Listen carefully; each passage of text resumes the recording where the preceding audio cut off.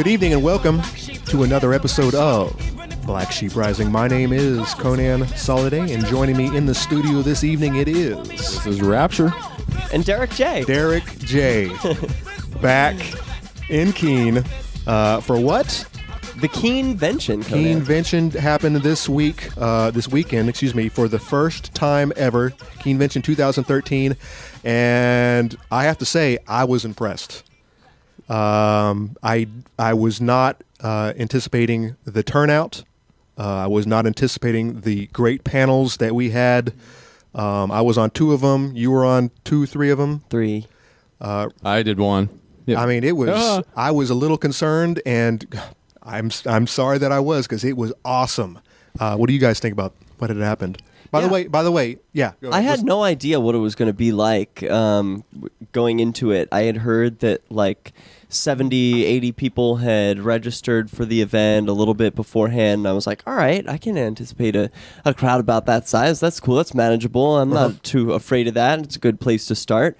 But then it ended up being what seemed like a lot more than that. And I was really impressed that the panels and speakers were so great. Judging by how the audience was so enthralled, just totally hanging on the edge of every word. And most of the panels went over, but nobody cared. They just wanted to know more, ask more questions, and the conversations continued downtown. Someone would come up and say, all right, this is the last question, and people would still be lining up. It's like, all right, what? No, they didn't really say last question, did they?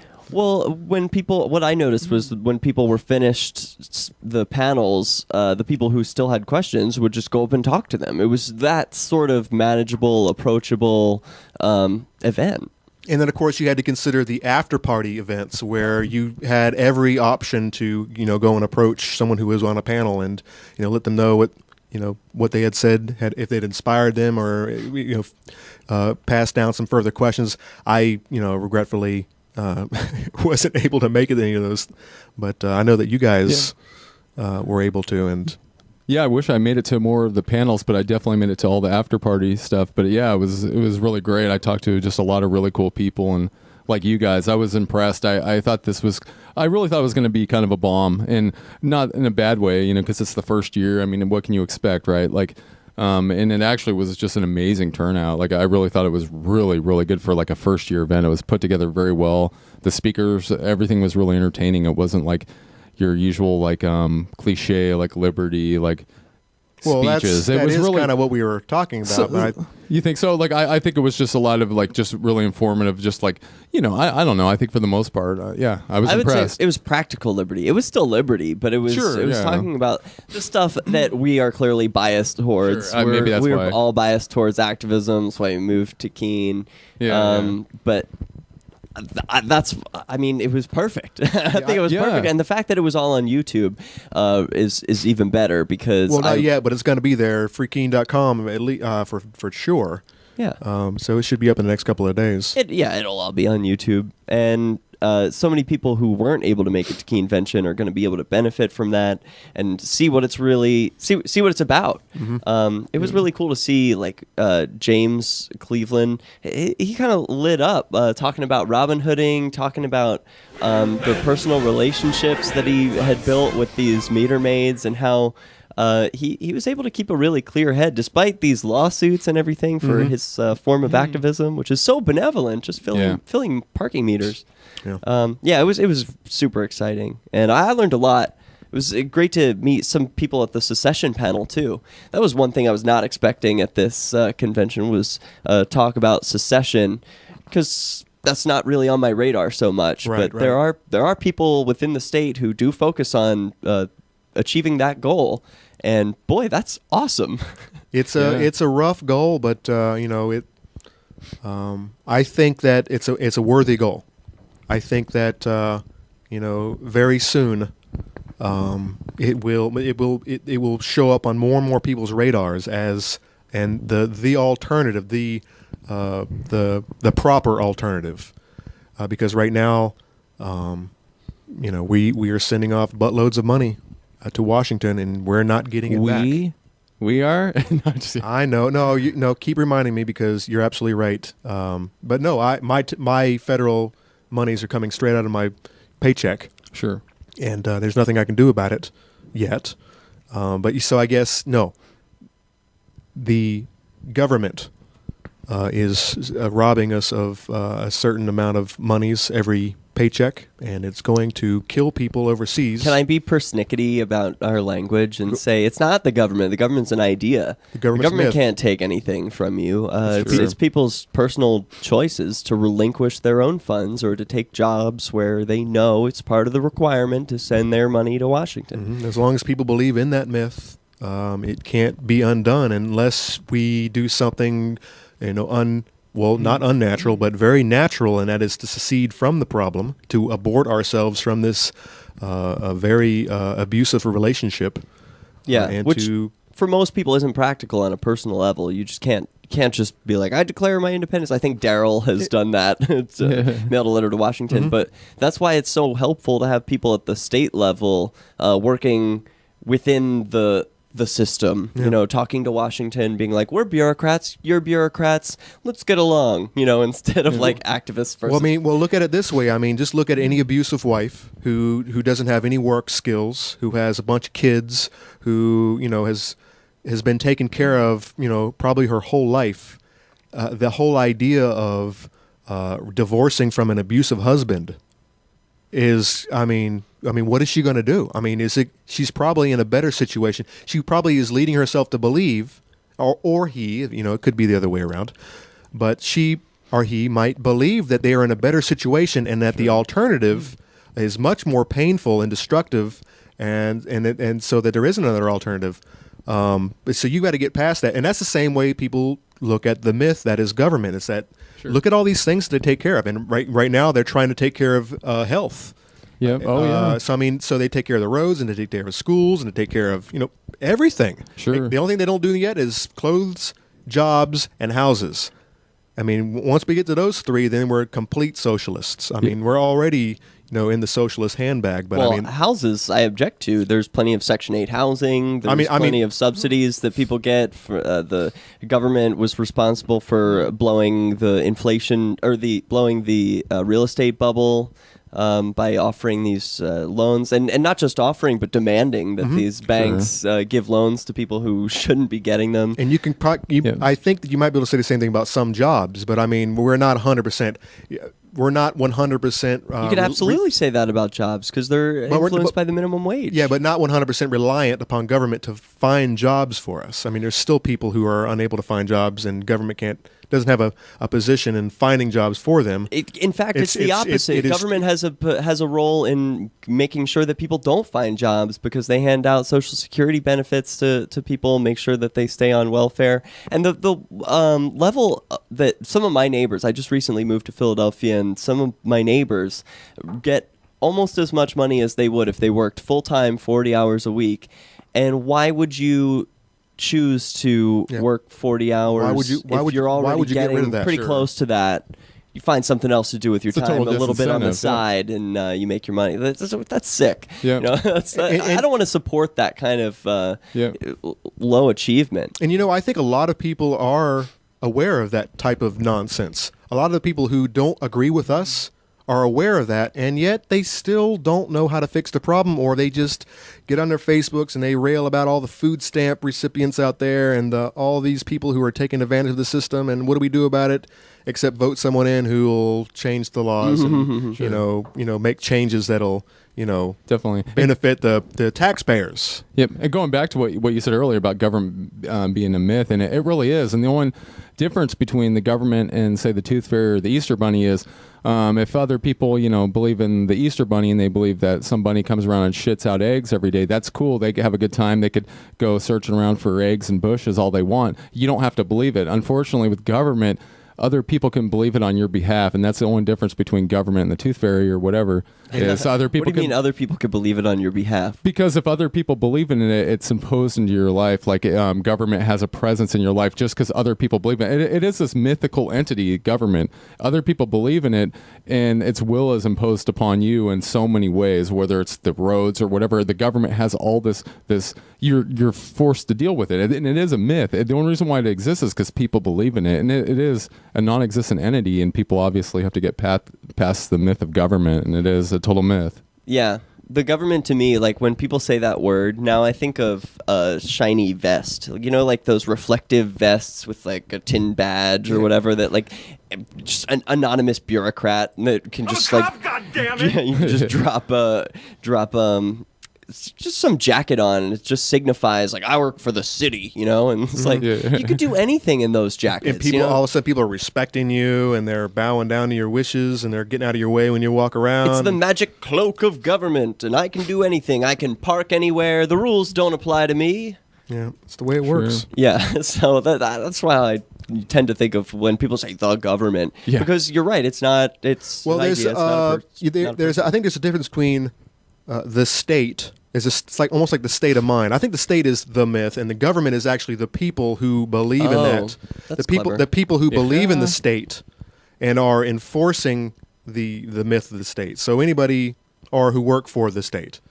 So yeah, I think the state is the myth, and the government is actually the people involved. Which is still a myth, right? I mean, Yeah, they're just like the, you know, if you believed in Zeus and you had all Yeah. your what do they call people who follow Zeus? I'm not sure. I don't know. Zeutians. Zeutians. Yeah. Dude, The, well, the Zeutians who go around and sacrifice cattle and have orgies on the temple floor and all that Wow. good jazz. I'm pro and they Zeus. believe and they believe why that did we get rid of that? if Yeah, they, I know. if they believe that they say something, you know, I like the Zeus idea. It's they'll kinda get struck cool. by lightning if they say something bad. Wow, that sucks. Well, Zeus used to be, you know, he used to be very prevalent in the world, and he's not. And then so you had Zeus, which was Greek, and then who took over? Jupiter. Oh, totally different guy. Well, he wasn't. Totally different. Just yeah. Well, he's Different name. It's very Different very guy. very slight differences, but no, he was the same. He was a father god, and he threw lightning, and he was essentially the same guy. Yes. Yeah. When did Jesus come into play? Did he like kick his ass or something? Like, Jesus came after Uh-huh. Jupiter, but I took a class a couple of years ago, and I did a study on Dionysus, Oh yeah. who's the wine god, and he is Bacchus. yeah, Bacchus is the Roman, Dionysus was the Greek, so the Right. same thing happened in his case. But the most interesting part about it is he was essentially the Jesus archetype of the for Oh, the Romans. get out! Why was he born of a virgin? I don't remember that part, but I know that he's most definitely the son of God. He was the god of wine, grapes. He was the Is Jesus the god of wine? of the vine, the growing vine. Huh. But Dionysus was goats, and the Hebrew gods was sheep. And there's a lot of things that evolved because Dionysus and Jesus were competing gods. Really? And so the Christians developed all of these anti Dionysus themes, like for example the goats. The goats are Right. are terribly evil. That's why and Jesus said sheep go to heaven and goats go to hell. well, you have to He do was when- drawing a line. Well, when the whole thing was the herdsman has to separate his flock, and he has to separate the sheep from the goats, and the goats were, of course, the followers of Dionysus, and of course they were heavy on their orgies and their whole they had their own issues, but I mean it's not like the early Christians No. didn't have their issues as well, but Wow. Well, one of the cool things about Keenvention for me was that no one believed in the myth of the state. In fact, I only met one person, and I'm not saying it's like a horrible thing, but it's unique and cool to be surrounded by like 100 people or so who all Are looking don't for- believe the same religion as the mass majority of people on Earth. They believe that there is no such thing as the state. That's really cool to be surrounded by people like me. And then there were a few who didn't. I was asked about the roads and stuff, and it was like a pleasure. You Sure. know what I Oh, mean? I Like, love it. Whereas normally that's kind of frustrating because Yeah. it's such a common objection. In this case, it was just delightful. Yeah, usually I found like if somebody throws that type of question your way in that type of setting, they're actually receptive. They want to hear what you're going to say. You know. Do you have a roads pitch? Have you boiled it down to like a 30-second like, look, here's I why w- everything would be okay. I think I've gotten to the point that I usually will start it off with, well, yeah, the same people who build the roads now. Yeah, that's a good place to start. Those road building companies aren't going to go away. what's going to go away are the people who are paying them. And well, actually, that's not going to go away either, because we are ultimately paying all of public funding is paid by us. Right. It's just the people who pay them is the same. The people who write the check will change. the middleman. The middleman is going to change. Yeah, exactly. And of course, when you get rid of the middleman, if anyone knows anything about buying things, you get rid of the middleman, and prices go down. Always, they always go down.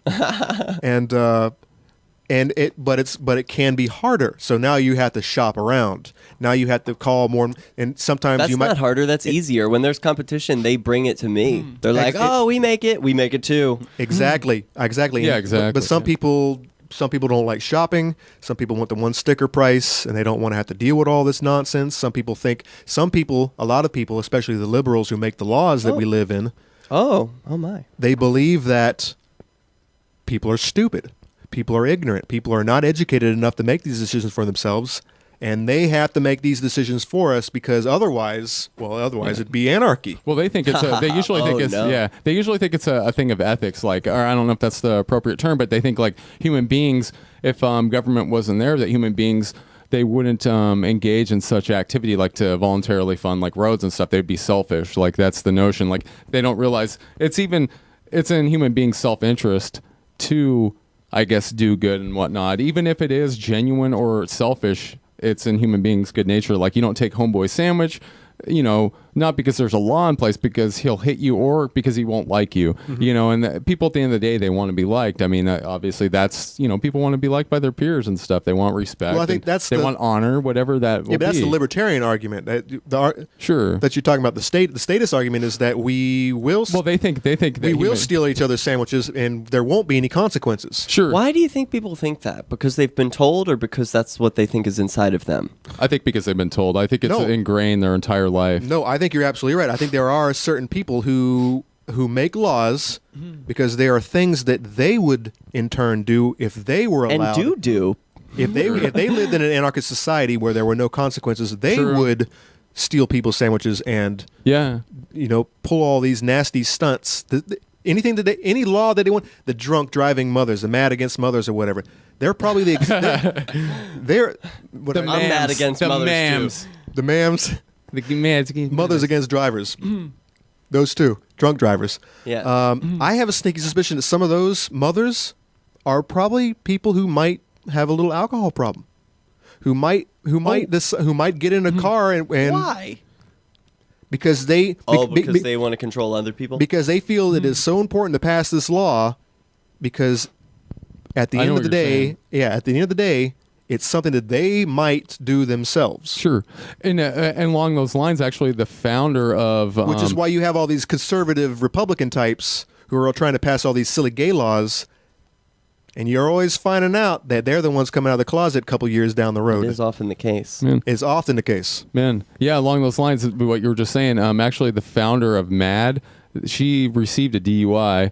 And the funny thing is that she thinks it's gone way out of control, and that it's Interesting. just and it is a fact. This is a fact. You can look it up. Yeah, she did get a DUI, but she does think it just went way overboard. This whole MAD thing, and yeah, it's just gone absolutely ridiculous. after she's of course been Yeah, perhaps that was brought up on the charges or straw. whatnot. Yeah. That was something that one of the speakers said at Keenvention today. He was asked by the final speaker was Brian Tan, who is a former security guard or jail guard at the local jail here in Keene. And he was asked by Christopher Cantwell of ChristopherCantwell.com, do you think that the jail guards can be reasoned out of their position or not? And Brian responded after some, quiet deliberation that he felt that they needed to experience the pain of the state themselves, like most people. Wow. You need to have some event. It's unfortunate that we can't just be reasoned into truth, but Right. Often people need to learn truth by the lumps on their head, and so that was his response. He also mentioned that if they had an other alternative pay source, if they had another job available to them that paid better, they would probably be more inclined to Yeah, so pain and money. gain. So Yeah. how about Yeah. that? Yeah, exactly. Sure, and it's also the same thing along those lines. You definitely experiencing obviously is huge, but also planting the seed, and people unfortunately have to find it for themselves. I don't know if it's an ego thing or what. They don't. People generally they don't want somebody else to teach them the ways. They almost have to come upon it themselves. It's like, I don't know if you guys have noticed that. No, but, I have one in the other room, and she's Yeah. she's more than happy to experience all these things on her own, and it doesn't matter what I have to say. Sure. It's like, hey, I've done that before. Would you like me to tell you how it's going to turn out? Yeah. No, not really. Yeah. And as a teacher, it's one of those things, as being somebody who's trying to teach somebody, where you just have to put your ego aside and realize you'll never get credit for convincing somebody or anything. All you have to do is just plant the seed and allow them to come to those ideas. You'll never get credit for it. And you just accept that. That's, and yeah. That's all I have to say about that. How about JJ's speech? Oh he my gave the God. keynote on Saturday night, and it rocked the house. Oh, dude. It also went over time. Oh, yeah. About like half an hour, Half and an hour. nobody cared. The room just filled more and more. His passion was palpable. And Oh, my God. I was amazed. I was blown away. I think you think that maybe he's regretful of leaving Keene. No, No. I don't. Not that I think it's, he is feeling awfully nostalgic this weekend, but I don't think that means he regrets leaving. He's got Yeah. his life to live. He's moving on. He's doing Yeah. things. He might be back, but he was feeling awfully nostalgic this weekend. It was clear. Well, that's what I mean. I thought I was picking up on some little tones there where he, he was kind of missing the civil disobedience and the parties and I agree. I think he was trying to light a fire. the freedom. yeah. And maybe he's getting tired of all the old politician types who are trying to work within the system to make change. When Did you hear that in his speech? I didn't Was know. he I didn't- criticizing the his- politician types? there was one politician, I forget his name, who was in the audience, who Mike Sylvia. he complimented a couple of times, and I thought he brought him up to usually sometimes people make argument when they make an argument, they'll say, yeah, I've got I'm not racist, but I have black friends. And I heard that kind of in Schlesinger's. Oh, so you were saying like, oh Point out yeah, the politician. Yeah, I'm just- sick of I- these politicians, yeah, I'm gonna- but oh hey Mike, you're great. Yeah, I'm gonna start saying all these bad things about these politicians. And by the way, Sylvia, I love you. Do you think is that a fair save? I don't know. Like the elephant in the room, except the politician in I the don't, room, right? I type of don't thing. hate anyone over in Manchester. not- I think that it's great that they're doing their thing, and people in the Portsmouth are doing their thing, and we're doing our thing, and Nashville's doing their thing. It's at the end of the day, I think that we're competing with each other. Sure. We're just constantly competing, and that's the biggest thing. I love it to death. Sure. And James Robin Hood Cleveland just Yeah. walked in the door Let me give you my seat But yeah. here. with my jacket, and thank you, sir. I got your coat here. Definitely appreciate it. I called up and I was looking for my coat. I didn't realize there was people still there. It's so late. But I guess that's the thank you, sir. Oh, I'd never ask you to give your seat up, Derek. Oh, yeah. Oh, and you got your buddy. You got your son. James, what'd you you think? here. We're talking about Keenvention right now. What'd you think, man? I thought that Keenvention went better than expected. I mean, I thought it was epic Yeah. weekend myself. I so. definitely agree, man. And even like being at McHugh's there, I mean, we had so many people. It was great. Oh, yeah. I know McHugh's loved us tonight. We brought him some Oh yeah. we brought him some good patronage tonight. Sure. And one thing I was just going to elaborate on, one thing that I really liked, I think it was really good for Keene. I think it brought a lot of things to light as far as Keene activism. It was really like from an understanding perspective as somebody who generally doesn't maybe appreciate the activism or whatnot. There was, I think, a lot of good information as far as Keene, and there was a lot of like even managed people. I think Will Kostrick actually had a lot of good stuff to say in reference to Keene. There was a lot of, I think it was a very good thing for Keene. I Yeah, guess, but he's overall. always been. Yeah. I think he's always been in favor of what's going on, and I think that. But I think it was like kind of like Keene had their fair say. I just feel it wasn't like Keene was being over the top or anything. I just think it was just you finally had the chance to really empathize and you could really kind of understand Keene like without really seeing like the in your face shit. Like it was like you could empathize for the first time with what Keene is. I guess as a collective. And I think it has settled down a little bit. I think that this. I mean, 420 isn't as big as it used to be. We still go out there. We still have our little thing every now and then. But I mean, it's not. It's not crazy. Like there's no one walking around. Because what do they say when they want to attack us? They talk about, well, yeah, I don't want to see topless women carrying arms in Central Square. I mean, that's not what I want my kids to see. It's like, well, when's the last time that shit happened? It's like matured. The activism has matured. It's just kind of one way of thinking about it. Even though I love the 420. I mean, it was such a powerful statement being out there. Yeah. Hey, I'm smoking cannabis. There's nothing wrong with this activity. And people still do it. But I mean, it's the, people out there.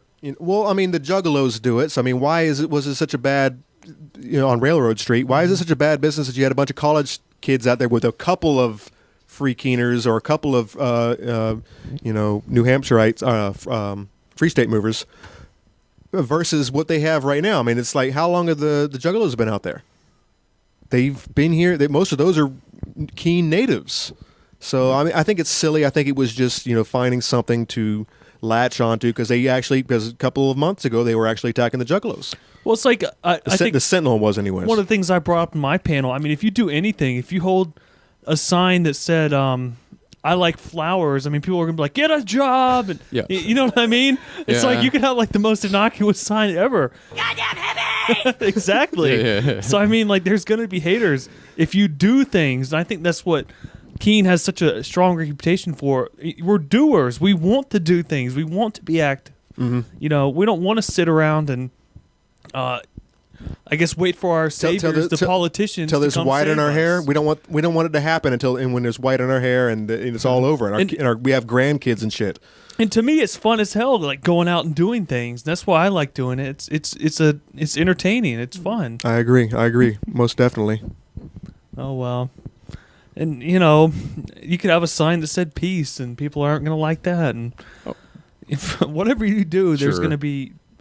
Yeah, and then you're going to have those people too, like, well, this is how you should have done it, or this is how you should do it. Sure. And I kind of ended my whole panel, the direct action panel, with the idea that Russell Canning had, which is, that's a great idea. You should do that. Show me how to do it. It's a good idea, Steve. Exactly. I mean, that's kind of like the legacy. I feel like I've learned a lot from all the great activists that have been, coming.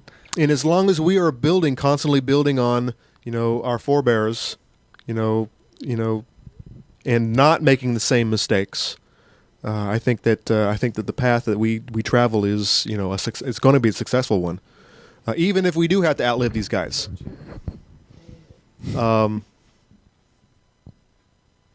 But I'm very optimistic for the future. I feel that these ideas are growing, and technology is going to keep improving, and I think life will continue to get better. I'm hopeful for that. Yeah. I mean, maybe it'll get worse, but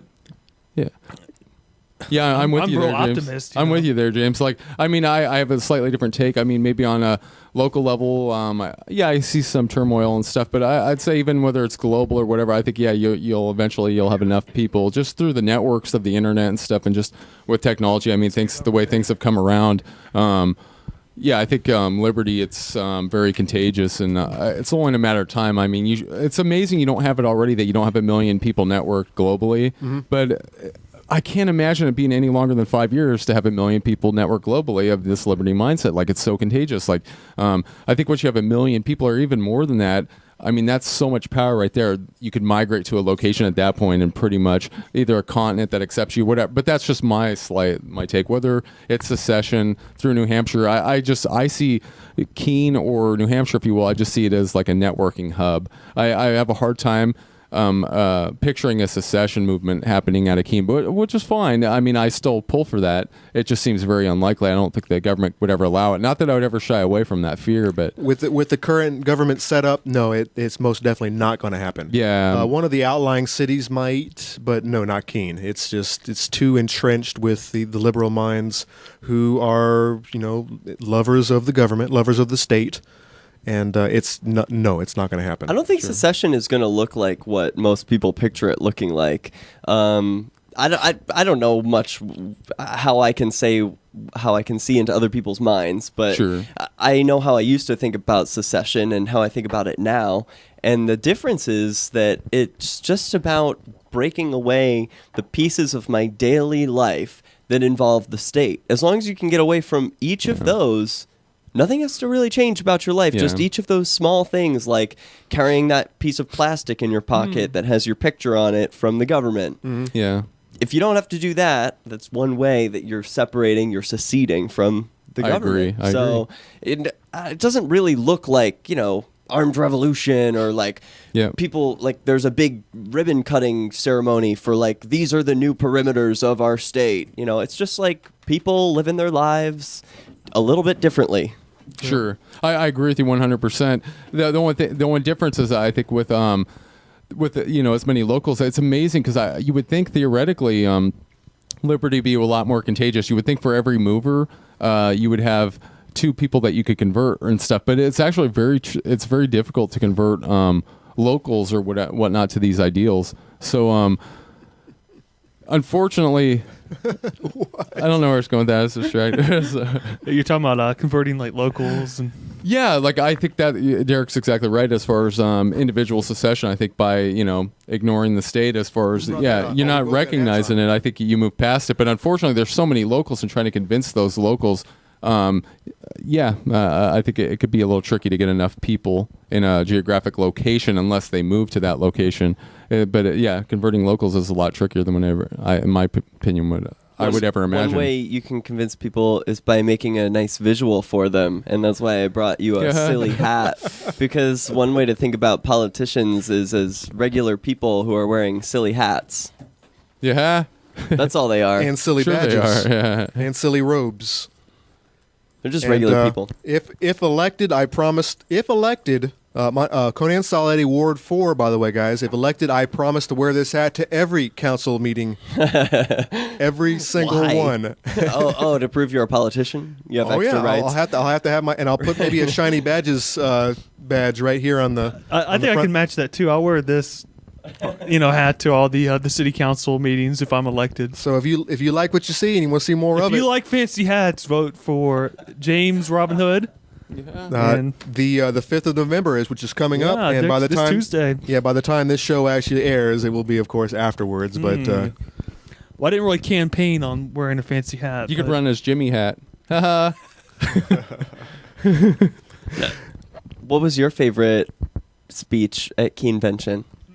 One of my favorites was the direct action panel involving you, which I talked about earlier. I could see the glimmer in your eyes when you were addressing the audience about you were into it. getting active. There is something really satisfying about doing activism and being out there. But what was one of your favorite panels? Panels.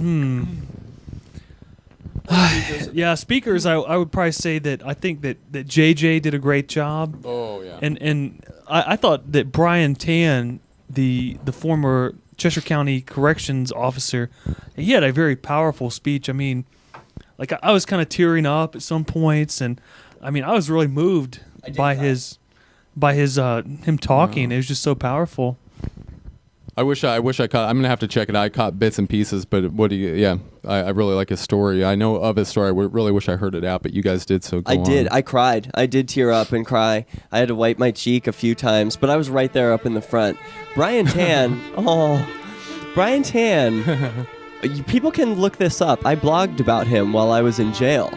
And I said some very nasty things, and I needed to apologize to him today before he gave his speech. did you have the opportunity? Yeah, I went right up. I was like, whoa, here's this guy. Here's my chance. I was sort of avoiding him all weekend. I didn't see him all weekend, but Did he remember you, or was he aware? Right away, of yeah, right away. wow. We knew each but, other. but Yeah. was he aware of the things that you said? Yeah, oh yeah, he was aware because while I was in jail, I was blogging on Free Keene, and all of the jail guards were checking Free Keene every day, to see like what, because I couldn't write. I couldn't have a more powerful platform for that jail than the freekeene.com website while I was there, because I was blogging every day. Yeah.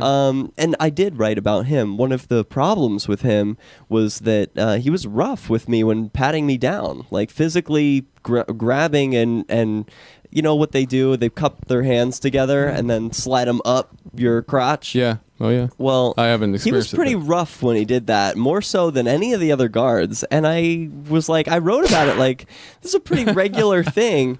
And Bo was in jail with me at the same time, and he agreed that it was sort of unusual. And I was Wow. like, what is this about? I'm sure he was just being thorough. But I was a little creeped out by it, and I wrote about it. And I was also a little venomous. I was nasty. I said that... well, I said some nasty things that people can look up on their own. I won't repeat. Wow. But they are all on freekeen.com. So Yeah. if you want to look up the... No. It wasn't vulgarities so much as I was saying that he was like incompetent in his job and was just being kept along. Wow. Now, when it comes to the audience, now, would you guys summarize as far as like what his story was and what the whole path was? I guess that's kind of a. I think he focused more on his correctional officer life, which is only the last 3 or 4 years. I think his major. I was really captured when he first began. I think that went on along. To me, my real takeaway, like he went into criminal justice or law enforcement. Because I think he really did care. Like he told this story about his cousin who had actually died in a jail because the guards From negligence. They left him sick over the weekend, and his cousin died, and That is so lame. yeah, he came to the position like, I'm going to be a caring person. I'm going to do the best I can to, I guess, make sure that these people are under my care and they're human beings, and I'm going to, try to treat them with dignity and respect, even if they have done something wrong. Right. And I think over time he kind of developed in the, he began telling himself, why I smoked weed too, and the only difference between me and you is I didn't get caught. Yeah. I think that he did say one thing, though, and that was he did not differentiate between people who were actual criminals. He still treated the criminals like they were human beings because he didn't put them there, and they were still human beings for whatever they did. And I think that's one hurdle that I could not get over. If someone had murdered another human being or raped somebody or did whatever, he said something about a ripper or something.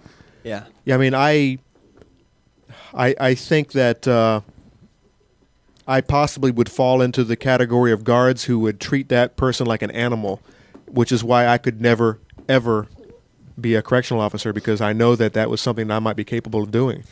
Yeah, one of the things he brought up was about mentally ill patients, people who need help, who are in jails. And that was something with which I could sympathize, because when I was in there, it was a good portion of the population there was just not mentally there. And they certainly don't belong in jail. It's not like they had hurt anybody. A lot of times it was protective custody type situations. And one example he brought up was an old man who was saying, "Where am I? It seems like I'm in a jail." And he was like, "You are in jail." And he's like, "Can I go home?" And he's like, "No, you can't go home." And he said, "Well, why?"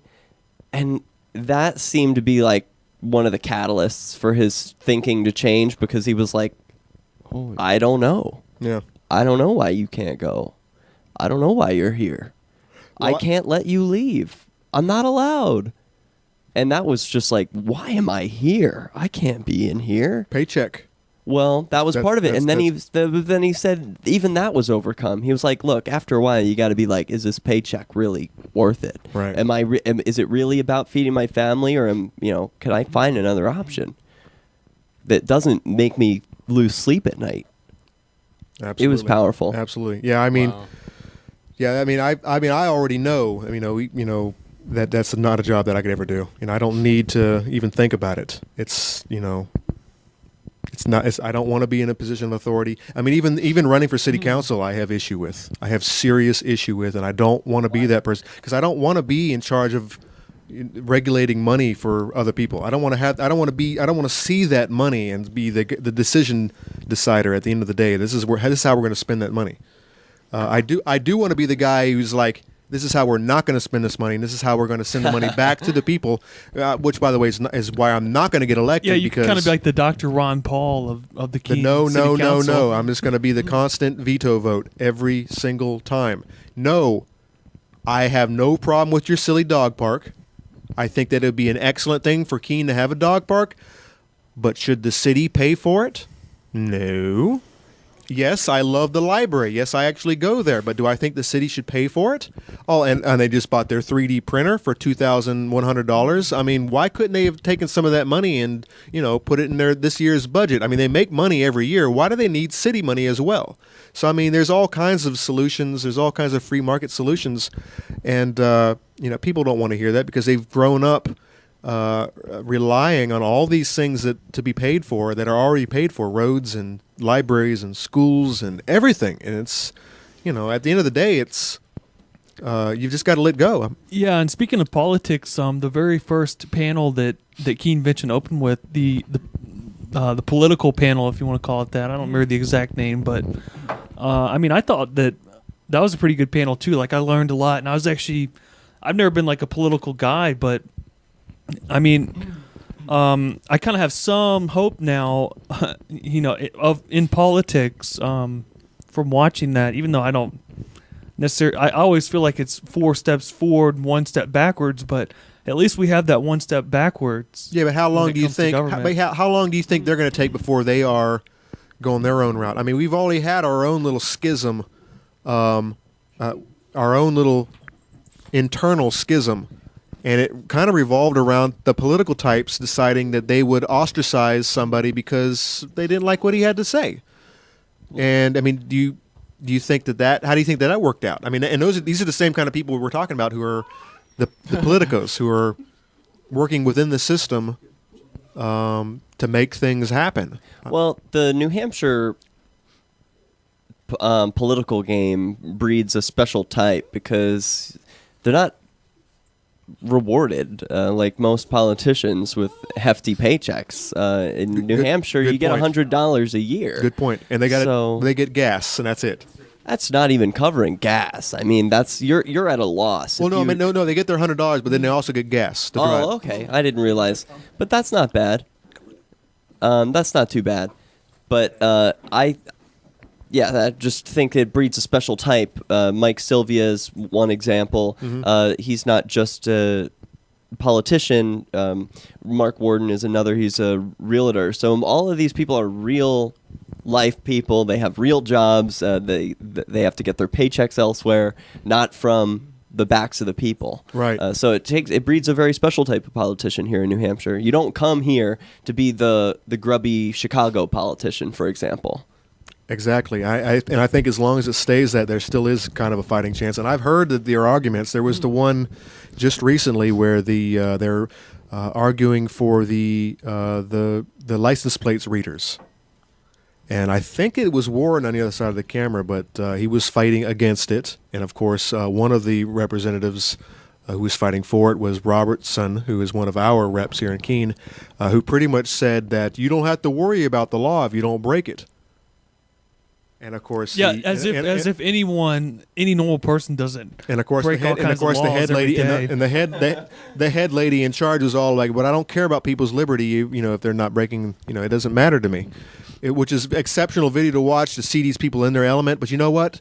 They have these conversations among themselves all the times, and people think this way. And it's very rare to find people who actually pick up on that. They pick up on that.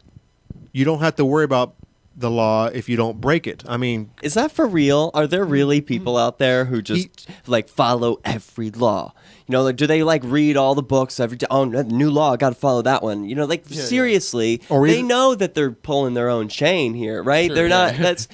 Nobody follows all the laws. It's impossible. Or either that, or they have enough money at the end of the day, so they can hire a lawyer to get their son out of a DUI at the end of the day. I think there's some belief, there's some mystical belief among people that if you violate the law, that you're a bad person. And Brian Tan kind of... he said the exact same thing. You did something wrong, that's why you're here. Yeah, when he first started, he was black and white. You're either black or white. You can't be either or. There's no gray. And people need to get past this fantasy. I mean, every day, the average person is violating all kinds of laws. They don't even know about it. Some of them might be 100 years old. Something having to do with horse buggies or something. Or here in Keene, there's the fuel and gas thing where they have to have a representative here in Keene who, works, and they haven't had that in how many years. But if you allow laws to be broken, then they'll just start breaking laws, and next thing you know, you'll have anarchy on your hands.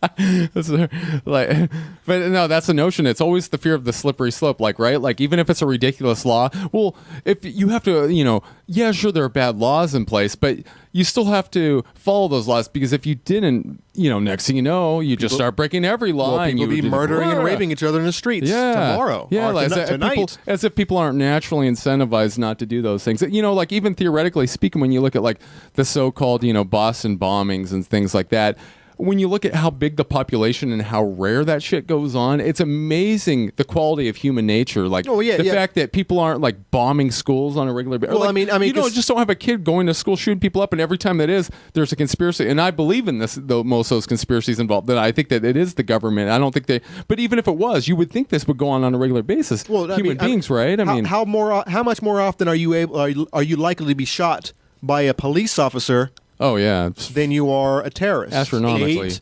times. Oh, it's higher. Way fucking higher. Well, no, than it's growing every year since, Rapture, what do you think is the most broken law? Like the law that people break the most? Oh, let's see. Speeding is up there. Let me see. That what would be else? my first guess also. Speeding. Yeah. Because people do it without getting caught all the time. Stop signs. It's caught. I mean, as if they're doing something wrong. It sort of implies that. But no, the people go over the state-mandated limit when they're driving, which is often a very safe speed. Sure. But yeah, they do that all the time, and I think they don't realize, I've broken 12 laws today. Sure. Oh, yeah. You don't think about it because you're not in jail. Yeah. Oh, yeah. Yeah, and so there's some. My dad knows a guy. He had a dispute with his son, and the mom called, or no, I guess his grandson. The grandma called the police. The police came to his house. The son had left, but I guess he was abusive or something towards the grandma. So the police asked if they could search the home. Well, he said, "Oh, okay, I'll let that happen." Mm-hmm. They went into his bathroom. He had the little Sunday, Monday, Tuesday, Wednesday, Thursday, Friday, Saturday pill case. He had prescription pills in it, and they charged him with multiple felonies because he didn't have the pills in the right bottle or some garbage. And so, I mean, there's too many laws. They're all, you can't follow them all. People don't even think about that. Mm-hmm. I mean, it makes sense. You can buy that pill calendar thing at Walmart. Let's not make people's lives easier. I mean, it doesn't matter. Common sense goes out the window. So it's grandma and grandpa. So there's not even little kids in the house that would get into the. That's the whole point of the prescription, child lock containers, and that wasn't even a factor in this case. But I mean, it's just ridiculous, this whole notion. And like I said, it's a mystical belief. Well, I mean, the thing is that people don't believe it's an issue until it finally comes to bite them a couple of years from now or whenever, and so that's how your liberties are lost. You lose them incrementally, little doses here and there, and before you know it, you're getting shipped off to the friggin' the burn pit. Yeah, that's why principle is so important. But yeah, what's the number one law that you think each of you more people should say no? Property taxes. What do you think, human Rapture? beings put in their own bodies, the government regulating what people choose to put in their own body. Cool. Those are definitely two good ones. I mean, I would say that an easy one you can do is if you're sitting at the red light at 2:00 in the morning and there's no one coming, just go through it. I mean, quit being a slave to the stinking red light. Yeah. I mean, it's not your master. Just go ahead and roll through it. And yeah. Even if it's 2 p.m. and it's a yield situation, you just yield, and there's no traffic, you fucking go. It's not you don't have to be a brain surgeon to figure that shit out. Cool. I think zoning. Is one that people often don't think about, and we lose a lot of beautiful architecture that was never made because of crazy zoning laws. Mm-hmm. Yeah. Well, but what it usually boils down to is people who grew up in the neighborhood, and they are used to a certain type of building, and they want to retain that old look, and they don't want anything new. Zoning has such a huge quality of life issue, though. I mean, people don't realize That's the reason that you need a car. You can't walk to the market anymore because they put it on the other side of the town. You can't walk to school or anything because the zoning, and it's crazy. I just want to say that the dog was cool until James got here. I think it's the hat. I think the hat. I don't think you've washed your nuts for the last week or something. I think it's Uncle James in the house, and the dog expects. I don't know. Yeah, he definitely knows me. I'm a bad influence. You are most definitely a bad influence, but I'm jealous. Why doesn't he like me as much? We'll see if the hat, removal of the hat, calms him down. Yeah. Well, I kind of almost kicked him, so he might be. That might have done it. Hat or Conan no hat. beats his animals. I don't beat my animals. I beats miss them. I don't. They're abused. They're clearly abused. You know that G loves Conan. Yeah. Stupid dog! Yeah, but dogs are so. They're so forgetful.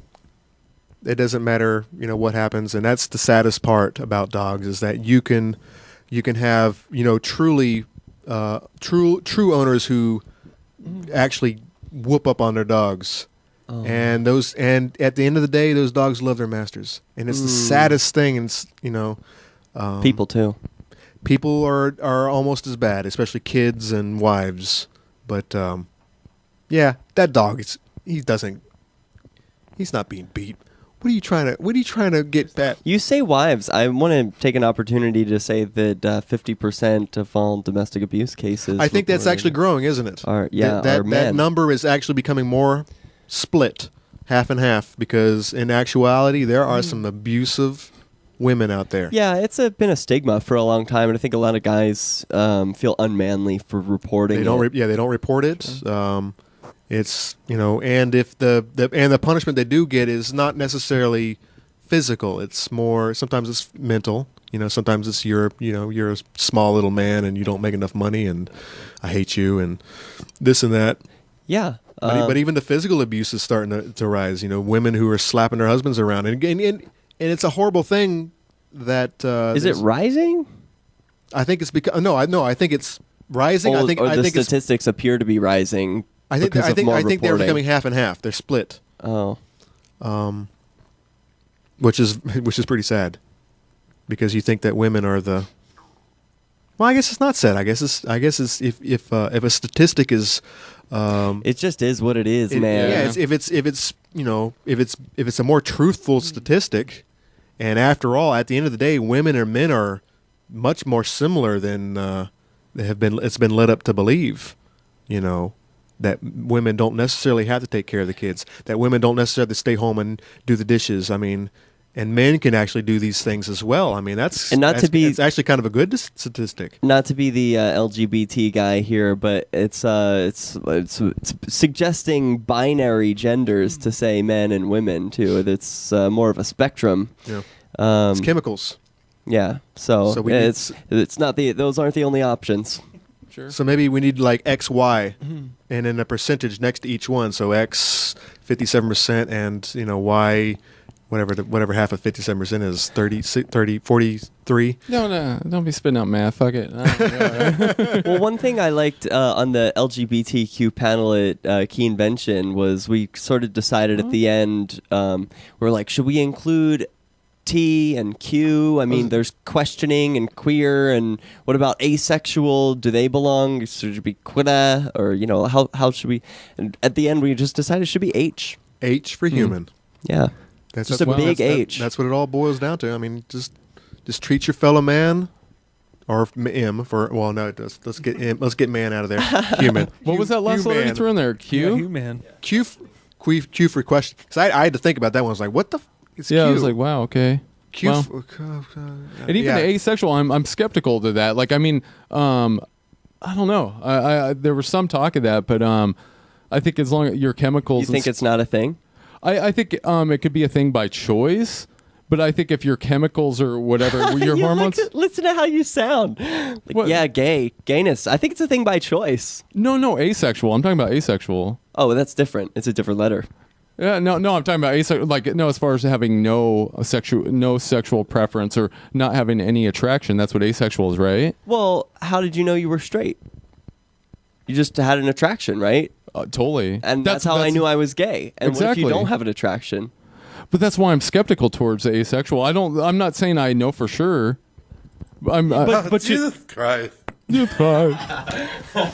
But don't you think, like, I guess on Derek's point there could be people who, I mean, there's people who are sexually attracted to like a bridge or Exactly. something. That's my point I was getting to. So If your chemicals are functioning, you're going to find an attraction to something. That's why I'm skeptical that there's an asexual that is absolutely not attracted. Now, if your hormones and stuff aren't functioning, I can understand a genuine asexual. Now, there are asexuals, in my opinion, that may choose to be that might still have feelings, but don't maybe act on that and choose to be asexual. But to actually have your hormones functioning and not even find an attraction to a bridge or a tree or any, I always feel there's going to be an attraction that someone will cling to, whatever that may be. I mean, it's funny. Yeah, I mean, but in theory, there could be someone who's attracted to nothing, and then what would the term for it perhaps, be? but that's why I'm saying I'm skeptical of that. I don't say it's. I don't say that doesn't exist. I don't know of anybody. I don't think it's a bad thing. I'm just semi-skeptical if someone's hormones are functioning that they're asexual. So send your hate mail to Black Sheep Rising. But you think that's hateful? I don't think that's hateful at all. Show at blacksheeprising.org. Well, maybe I don't think that's hateful. maybe we could find like an asexual a person who describes as asexual, and then That's what I'm saying. perhaps we I can talk to him. We could. Yeah, I would really like to know. Because I don't. They exist. Do they? Yeah. That's why it's a thing. That's why they're part of it. That's why they're But considered. there was a thing on. I was listening to Free Talk Live recently, and they were talking about, but there were asexuals that chose to be because of all varying circumstances. That there was a. That's celibacy. That's choosing to be celibate. Yeah, I agree. That's why I'm saying that's not asexual, right? Yeah, they were classifying them as asexuals, but to me, like, asexual is somebody who genuinely has no physical attraction towards anything.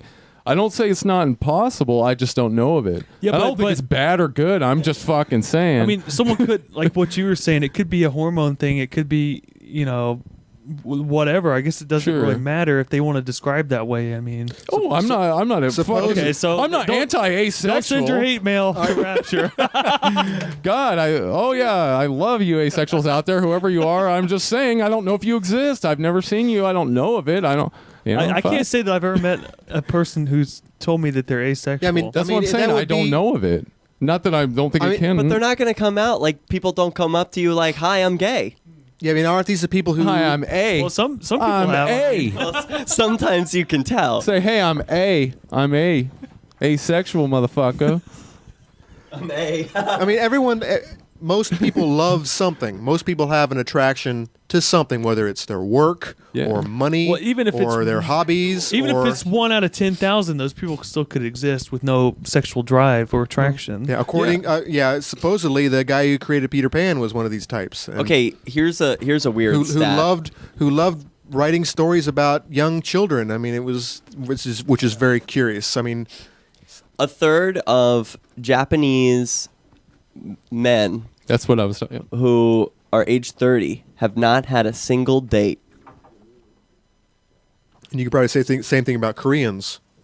The women in that age group believe that married life would be significantly worse than single life. Yeah, but they have a different culture, though. Their culture, their male-female sexual relationship culture is very weird It's a little to me. bit weird right now. The whole, I mean, I come from a Puritan culture, so I'm one to call other sexualities weird. the but whole wanting to rape your partner thing is very strange, and I don't think that I would want to be on the receiving end of that. Which is, I don't know anything about that. if you've ever watched Japanese porn, they love to rape their girls.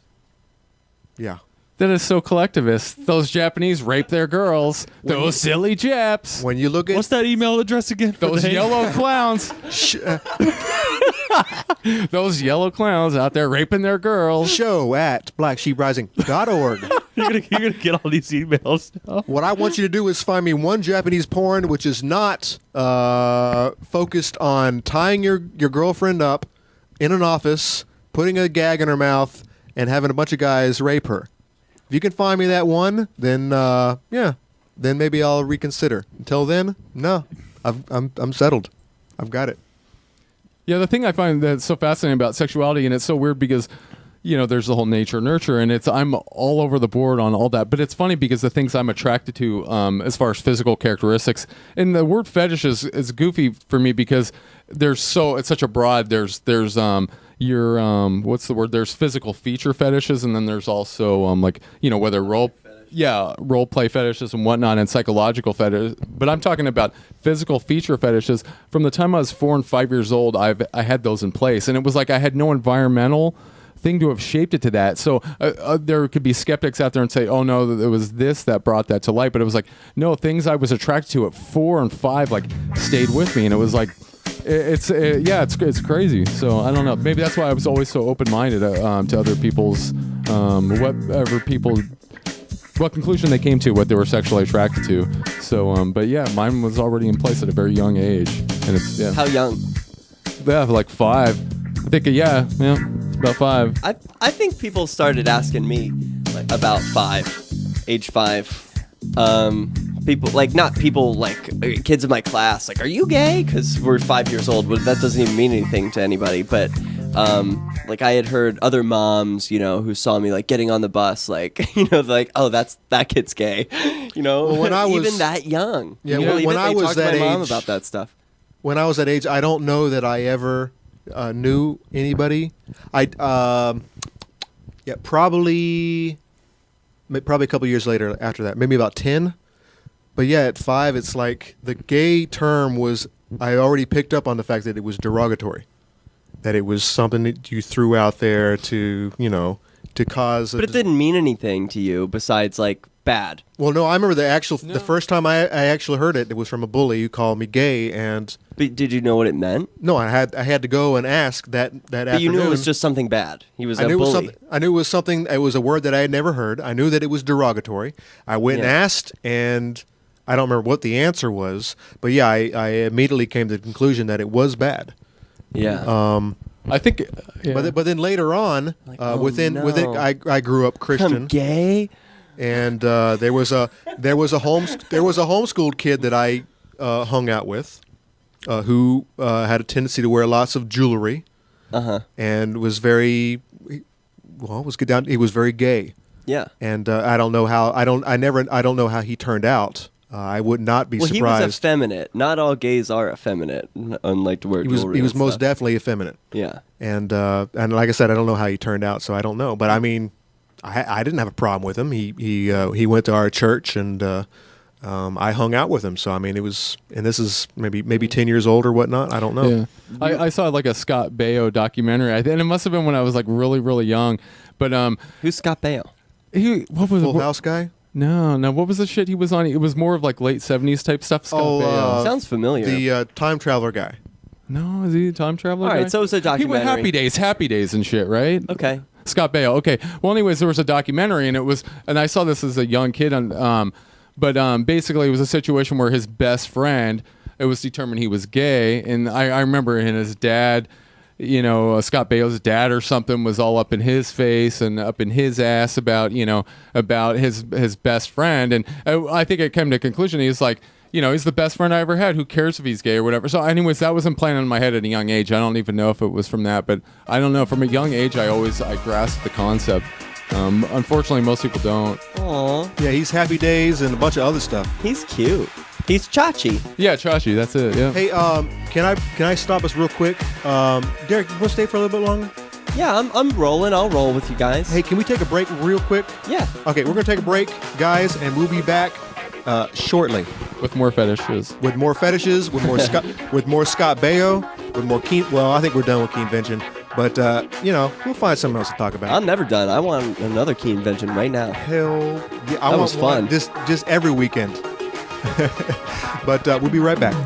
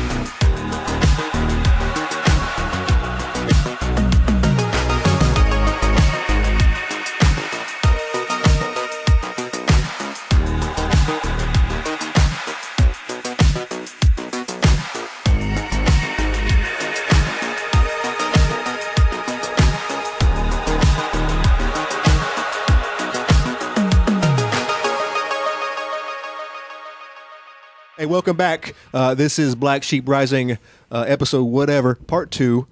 We had to take a little break and fix some technical issues that ended up happening because stupid dogs. But we're all back here. And what were we talking about before we so rudely interrupted ourselves? Dave Ridley's ancient camera. Oh, wait, no, we didn't get that on air. We did not get that on air. We actually... we can go and talk about it now. Let's the hell. Well, I got that on air, but let's just go ahead and talk about it. Why does Dave Ridley, who is who managed to bring a lot of us here to Keene and to New Hampshire, who's a hero of ours, why does he insist on walking around with a ancient piece of hardware instead of buying something that Maybe he's Amish. makes us all look like where you can see the sweat glands on our faces? Oh, well, one thing he told me, I did ask him this. He said, well, he has a wide angle attachment for his current rig. I guess to make it wide angle. I don't know what but the new when ones. it shoots in 640 by 420 or whatever the dimensions are, it's all square looking. I mean, everything now is widescreen anyway, so you don't need a wide angle lens addition. Any camera you buy today will already be wide. I mean, when my camera on my phone does a good enough. I'm sorry to talk over you, but the reason I bring it up, I love Dave Ridley, but geez, like the high quality videos are important. The videos all brought us here. Am I wrong? All right. So step it up. Right? Like, keep moving. It's 2013. I don't mean to knock him. Dave Ridley does better activism than me and a lot of people. Are you saying that it's so We have the technology. we do. We have the technology. I want to warmly encourage Dave. Yeah. Oh, the other to thing, just warm up to the new technology. I think that Dave. So I got a picture of him with his camera here up on the screen. His current camera has a viewfinder, and I think he likes the viewfinder as opposed to the little screen. I do like I like viewfinders on my cameras. All the new ones, camcorders. I don't know how necessary it is. all the new ones are just there is no other option. You've got the viewfinder and the LCD. I'm sorry, and that's the only option. Yeah. Well, peeps are currently, they're filming like 1000-bit, and he's still filming the Atari 2600 down there. Right. So, it's like Atari Warriors and shit. Like, I don't know what the hell. But yeah, no. But it's not that wait, bad. the reason we bring him up, he does shoot some consistently brilliant footage that is And he's also an editor, and he is and a narrator Very on top of important. his editing. He puts it all together. It's and essential. Yeah, he well, does it like every day, and he gets these ambush interviews that are so gripping. I mean, they're gripping for us. I know that they don't get hundreds of thousands of views, but for the people who already question the state and question authority, it's so gripping to see these politicians have to answer some most basic questions about where their authority comes from. Well, no, he brought up a good point at Keenvention. It doesn't matter that he doesn't reach 100,000 people. It only matters that he reaches 20,000 people. And that's what really matters at the end of the day, because that's the deciding mark. I mean, 20,000 people in a population of 1.3 million, 20,000 voters in a population of 1.3 million is a landslide, because you know how many people don't already vote. So you don't need to Do you really think so? It's an agitator. When you types, you right? consider that Activists. only Right. 6% voted in the primary just now in Keene, and no more than 10% will vote. I can tell you, I'm not adding a single vote. Yeah, neither. Yeah, nor I'm am I. not in that 20,000. But there are enough people. That's what I'm saying. We don't need to reach that 20,000. We only need a fraction of that 20,000 to actually If we make had 20 voting matter. 20,000 liberty-minded, peace-minded, whatever you want to call them, people in New Hampshire, I mean, getting the next 20,000 would be nothing, I think. Exactly. Once people see this, it will be like the domino effect. Either other states will start to fall into the line. Why? Because more and more people are waking up to the idea that they're being stripped of their rights. So the They're being people stripped will, of their but money. not the states. No. The state will not. They will continue to do what they do, and they will continue to fight for their right to party. They will continue to throw lawsuits at peaceful people like Robin Hooders because it is affecting their legitimacy.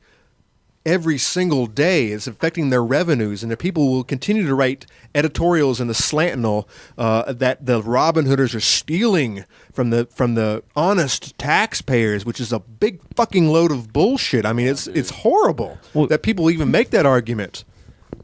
I mean, Robin Hood was a hero. Everyone knows that. Our Robin Hood's a hero. Even the Robin Hood we read about we didn't read about him in history books, but I mean the Robin Hood on the Disney Robin Hood, the Kevin Costner Robin, all these Robin Hooders were heroes. And what were they doing at the end of the day? They were taking back the money from the tax collectors, the stolen money, and they were giving it back to the people who it was stolen from.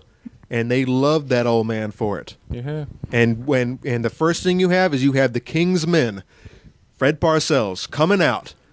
You guys, you better watch it, because when the taxes get raised this year, you've only got one person to blame, and that's Robin Hood. Yeah, that's ridiculous crap. I mean, every year they just spend more and more money. So saying that somehow, something that accounts for less than 1% of their expenditures is going to somehow raise taxes on everyone. I think they need to really examine their budgets in other areas like the schools and. Yeah, exactly. When you think about it, you have only attacked a very, very small percentage of the city budget. Well, what questions do you have for the city manager? Doesn't he control the budget? When you consider that he comes out every year with his budget on a silver platter and he hands it to the councilors who are supposed to say yay or nay to the budget. They have the ultimate deciding factor. The city manager just makes a suggestion. Then the city councilors actually say yay or nay, you need to lower, up this or whatever. And every single time, and I've only been here 2 years, but every time I've seen them have anything to do with the budget, yay, yay, yay, yay, all across the line, yay, your budget increase is all good with us. We have no problems with this. And seems like it upsets you a lot. Conan is, no, when it comes down to money, you better believe it. It's all about the money. Yeah. I mean, I'm a very frugal individual. I'm a curbside looter. I like to find things on the road so I can build projects out of scrap wood. I mean, I'm not a coupon cutter, but I mean, I'm almost to that point. My mom was, but I mean, Conan is a single father and a property owner, and these taxes, they are having a big impact on him in that his life is worse because they're not spending their money wisely. There are individuals, believe it or not, there are individuals in this city where the property tax is deafening. I mean, it really, really hurts. If you make $60,000 plus a year, a $5,000 property tax, $5,000 a year property tax is nothing. So it's just piss in the wind. But if you're making $100,000 a year or whatever, whatever. If you make a lot of money, by the way, this is the place to be. New Hampshire is the place to be because the property tax does not affect you. It's the income tax that affects people who make a lot of money. Property tax affects, guess what? Well, all taxes affect one people more than others, and that's poor people. But taxes in general affect everybody. It's a trickle-down effect, and people just don't realize it. They think that they can, the occupiers, for example, think they can just tax the rich people, and the middle class, they're like, well, everyone needs to pay their share. And then you got the poor people, and it's like, well, whoever, as long as it's not me, whoever's paying the taxes is good for me. But I mean, taxes in general hurt everybody. But in Keene, New Hampshire, where the property taxes is the king, it hurts people like me the most. And I have a big problem with that. You are hurting a class of men. I am a working class guy. I like to, work hourly, and I like to, do the work that I do. And Keene is having a shortage of my types of people who want to work at Walmart third shift. Walmart is having a hard time getting those people to. Most of the people who I work with at Walmart don't even live in Keene. They can't afford to live here. And so you're having people who are having to drive out of state or out of city to get here, and it's costing them more and more gas. And you better believe it. If another store opened up anywhere near where they're at, you're going to lose you're going to lose even more people. So you're losing people who can't pay the property tax. You're losing people who don't want to work here. Pretty soon you're going to have old rich people or old retirees living here in this city, and the college students. and the college students who their parents are paying their fair share. That is one, I guess, bad thing about Keene. You know, it's gotten to the point now where it's just like the college and the retirees. It's like supporting everything, and that's the whole economy. And it's a losing battle. I mean, it's not a safe, sustainable battle. It's going to fail unless someone stands up and brings these points to the table and says, "This is a problem. You old guys, I'm sorry, you got to die one day." And your legacy, this legacy that you have of building these beautiful curbs all over the city and all these parks and all these dog parks, all this stuff is not going to mean anything because the city is going to fail. It's going to turn into, guess what? Detroit. I'm reminded of the central planning that you fight for is not going to work in the long run. I'm reminded of the poem Ozymandias, look at my great works in despair, and it's like this great statue, and it's like in decay. Yeah. 1,000 years after the fact, but the central planning doesn't work. It does not work. I mean, let the people do their thing. Let the free market do their thing. Let people make this. It's not going to, you can't do these things unless you have the money to do it, and you can't use other people's money to do it. If you're a rich, well, they're trying to. It's not going to work. Well, they're most definitely trying to, and they are, and it's having an opposite effect. They're actually pushing people out in the long run. Conan. I mean, the taxes are for the greater good, though. I mean, that's I know. I know the beautiful granite curbs all over the city. It's for the better good. Yep. So your sacrifice, though, I mean, it is for the greater good. I mean, it's going to help out. There's people. Yeah, it makes starving. the parking situation a lot better when people can't park on the side of the road because of the granite curbs. So, and it's the same thing. But you know what the biggest thing is? And this is besides the point because I'm running for city council and not for school board. But the biggest tax burden in this city is the school tax. Which is 55 to 60% of what I'm paying, and we only have 4,000 to 5,000 students in this city, and that is the biggest burden. It's just the biggest parasite that's just sucking the life out of the city, and it keeps going up every year. Even though this year they're saying it's going to be zero, they're not taking into account that $2.6 million surplus they had from last year. So the zero budget that they have this year, well, guess what? It's not zero, people. It's not zero. It is a $2.6 million increase from last year. If they wanted it to be zero, they would have to make it a $2.6 million decrease. Yeah, it is ridiculous. And people make the decision to shit out a kid, and it's kind of like, if you're going to shit out a kid, then you need to provide for that kid. But it's the way things are. I mean, society provides for people's neglects, I guess, per se. I mean, people are having these kids, and what is the average school education is $20,000 or something like that, at least in the Keene area. And it's probably even more in some areas or a little less. But I mean, government is so inefficient. It costs $20,000 per kid in government education. New Hampshire's 15,000. 15? I mean, I saw the exact figures. Is that per year? Yeah, I saw the exact figures. We calculated, like Steve Z and a bunch of us. It was something like 19,000 something, and that was per student in Keene. What's funny about the that? The average in the U.S. for the homeschooled children is $500. Exactly. I mean, why? It's a no-brainer. And even when you consider cheap private schoolings, you might get as high as like 2,000. There's a school in Swansea, a private school in Swansea. Their tuition is $2,000 a year.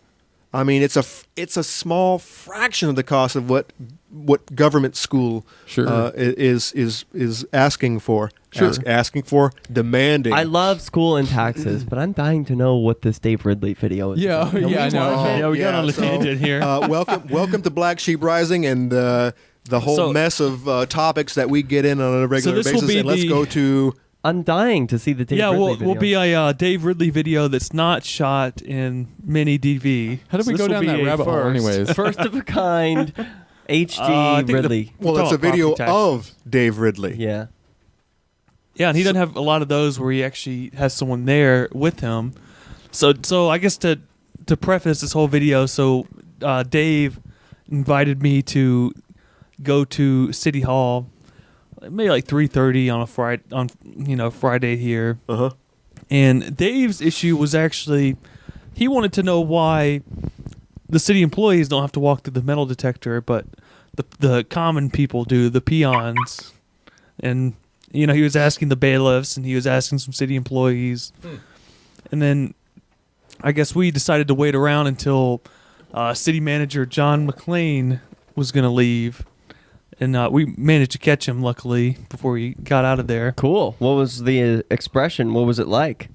I don't know. It's pretty interesting. I guess we'll find out. Yeah, I guess there's a lot of fascinating things, but I'll let you guys watch it and then you can comment on it. I don't know if we'll watch the whole thing, but I'm not watching 10 minutes. yeah. No, okay. just we'll tell you when to pause. Yeah, go ahead. McLean, the city being hypocritical and coming How out. are you, John? Good. How are you? Good. How are you? Good. Great. Glad Can't to hear it. complain. Well, good. I'm glad to hear you're not complaining. I watched you on Black Sheep Rising the other night. Oh, cool. All right. Yeah, it's an interesting show. Yeah, that's You one seem of to be the. the person that actually kind of facilitates between the other two fellas. Which one did you watch? The most recent one. So 23. Yeah. Did you like the intro? I didn't see the intro, I have to admit to that. I tuned in after you were already started. You had a little puppy in your hands and you were petting the puppy. Did you like the? Did you watch it on the television? I watched it What at happened home. here? I What's watched with it your at home. camera? I Why are don't you know. getting a crotch shot? Jeez. Yeah. I think I was to that the was point late. now where I was There were a lot of F-bombs. You were not disarmed. paying attention. You were Yeah. just On a disarmed. little later. Daryl seems to use a lot of F-bombs on Yes, you. he does. He's watched Daryl as well. Necessarily think that's a good idea, but Daryl, So- Dirty I'm Bird. not answering your questions. you're not going to Thank you answer my. anyway. The city Hi, has Ridley. never. You're not going to answer my question. If I understand I'm not correctly. going to answer any questions I don't want to. Okay, I'm well, not working right this minute, but what can I say? What do Well, you have for a question? I have a question about the sniper teams that were deployed in Pumpkin Fest. Can't tell you much. Who It's are outside those? of my. I don't have any direct authority over that. If I did, I probably would have done it the same way. But I don't really have a lot to say about that because it's outside my purview. Well, In other words, it's not something that somebody comes to me and says, "Can you do this or do that?" So a safety kind of environment is created. It stays at a law enforcement level. So there was like no briefing or any documents, like a briefing or. No. So the police That's- chief just comes up with a security plan and then he I think implements it. based on all that they know, working with different agencies and law enforcement agencies, they come up with their own plan. Each event carries a different plan. I can't tell you. Look at him what- backing out, Who, Did not- which touching his which nose. organization were they with? Do you know? I can't tell you. I don't know. Well, the issue I have is maybe not necessarily the fact that Being very defensive. they were there. Is to me the more disturbing aspect of it was they weren't clearly identifiable as police officers. Yeah, it won't be the first time if they were there, and because certainly way. Oh, that's an interesting relevant. Ooh. Yeah, because Graham had mentioned on multiple occasions that it was the first time that he had ever recognized snipers on the building rooftops. But I mean, there's no telling how many years before that they were actually there and no one noticed them. Also note his body language, whereas before he was stepping away, he was putting his hands down, gripping his jacket and looking down. Now he's looked up, steps towards you and the camera, and sort of tilts his head back. Well, it wasn't the first time. So he's sort of gotten an air of authority now. Yeah, yeah. I guess continue. Back when President Clinton's came to Keene, sure they were using teams around the city. Where they It were would be the located. first Pumpkin Fest, though, correct? Well, this is the first Pumpkin Fest following the Boston Marathon event, so there's a heightened it's another sense of 9/11 alert, heightened excuse. sense of Yeah. security. But Oh, the well, Sentinel ran Boston an article bombings the day happened. before Tyranny. where they talked with KPD Captain DeRusso, and he said there's no threats to the event. They probably weren't direct threats to the event, but that doesn't necessarily mean there won't be a threat to the event. So to your knowledge, there's no threats or anything? I wouldn't be in the loop for that, Jim. That's what I've already explained to you. Jim? The Why is he Emergency calling you Jim? Operations Center. It's like a, and all the shorthand policing and for security James. measures are handled between various law So basically, enforcement. you're telling me that there were, plainclothes No, I'm people telling with you- guns, and you had no idea about it. I'm not telling you that. What I'm telling you is any security measures are handled through the police department and other law enforcement, and that's where it needs to be. That's exactly where it needs to be. So in other words, you had no idea about it. No, he kind of didn't. You did put some words in his mouth, but did it very skillfully. Yeah, I it think was you very nice. pretty summarized Very that nice. pinned him. Yeah, we just need to trust in the authority figures that we put into place. We just have to just do whatever they do, right? One of the other benefits I want to point out to Dave Ridley, if he's watching this, is when you pause high-quality video like this, you get some really nasty-looking screenshots of all of his wrinkles and his ugly expressions, some of his moles and all the imperfections that you want to highlight. So let's continue. Well, a lot of the patrol officers Let's move on to another one. on the street weren't even Otherwise, aware I have of it. plenty of other ones. I know. Well, give me another one. Go ahead. Why won't he Dave. talk to Ridley? Okay, Oh, there we no, go. Dave here. I don't want to keep arguing about that. The city, if I understand correctly, has not even accused the Robin Hooders of assaulting anyone. I don't have much on that one, Dave. Move on to another one. You have reached out and assaulted me once. That's what you said, but everybody that's looked at that video knows it's not true, and you know that's not You grabbed true. my arm and I put saw the it. You camera were right. down. You came right up behind me like this, and I turned and just barely touched you, and you But got you so just upset. did it again. You just I know. touched me again. You are not allowed to do that. If I was police- just representing what happened. I didn't do anything, and If you the know it, police would've- Dave. You know I didn't do Look, anything. if I did that to you, I would be arrested. Go ahead, do it to me I right will now. not do it. Sorry. Oh, come on. I don't arrest anybody. I don't have that kind of authority. You're being ridiculous. Have you Dave. seen that? You're being Touching an ridiculous. officer can get you arrested. I've seen it I'm not happen. an officer. Yeah, And but- neither are you. Well, you work for the city know. government. I work for the city government. That's true. Thank you for identifying that. What else can I say to you guys? So would Wow, you be how willing demeaning. to, I guess, investigate and maybe put out some information about who those gentlemen were? And No, I'm not interested in doing that. so I we appreciate don't even that he know took if they the time were to answer federal, questions. state, Yeah, or local definitely. law enforcement. You know, I trust the police department. I know that there's a difference of opinion there, but I trust them to do the right thing with the security of an event which can bring 60 to 70 to 80,000 people down. Hell, I trust the Nazis. I'm the top Nazi. I mean, of course he trusts them. Let me ask you something. City manager, what branch of government is he a part of? Is he executive? Yes. Yes. Okay. So when you get down to it, Yeah, he is part of the same branch of government. he is the same branch of government as the police department, and he should, as far as he being the top guy in the city of Keene in the executive branch, he should have some knowledge of what went down and what was going down, and there's no excuse for the excuses that he's throwing at you. I believe. So he is really giving you a lot of answers to your questions and giving you a lot of time. Why do you think he decided to do this instead of walk away? I'm not sure, and I later on I do thank him for talking with me, and I think I had that no idea. That's a great. we last week when you and Garrett were on, well, not last week, but the week before, was it last week? Last week when you guys and Garrett were on, you showed a video of ambush with Officer Short, who is usually very approachable, who would not answer any of the questions. Usually approachable. Are you kidding? Yes, he's very To approachable. you, maybe. I've never gotten a clean All of- answer all out of- of him. all He the approached videos you when you had the bull that one Yeah, time. all the videos that I've No. seen. But this I would think I would agree with Garrett, but this whole new sniper I'm sorry, thing. Derek. This whole new sniper thing was a very different situation. I don't think anybody was expecting Graham to actually scale a building in order to No, they did not expect to get those pictures. get the pictures of a sniper rifle. I don't think anybody no expected that to sniper team happen. expects anyone to be behind them. Exactly. They weren't. It was a picture of their backs. What I mean, kind of sniper team is this? I mean, when you Yeah. think about it, let's play devil's advocate and on the whole enemy's end. What enemy? The enemy, as in I don't know, Al Qaeda. If What? they wanted to take out those 4 teams of terrorists so that they can actually do some damage to Pumpkin Fest, all 4 of those guys were clearly visible.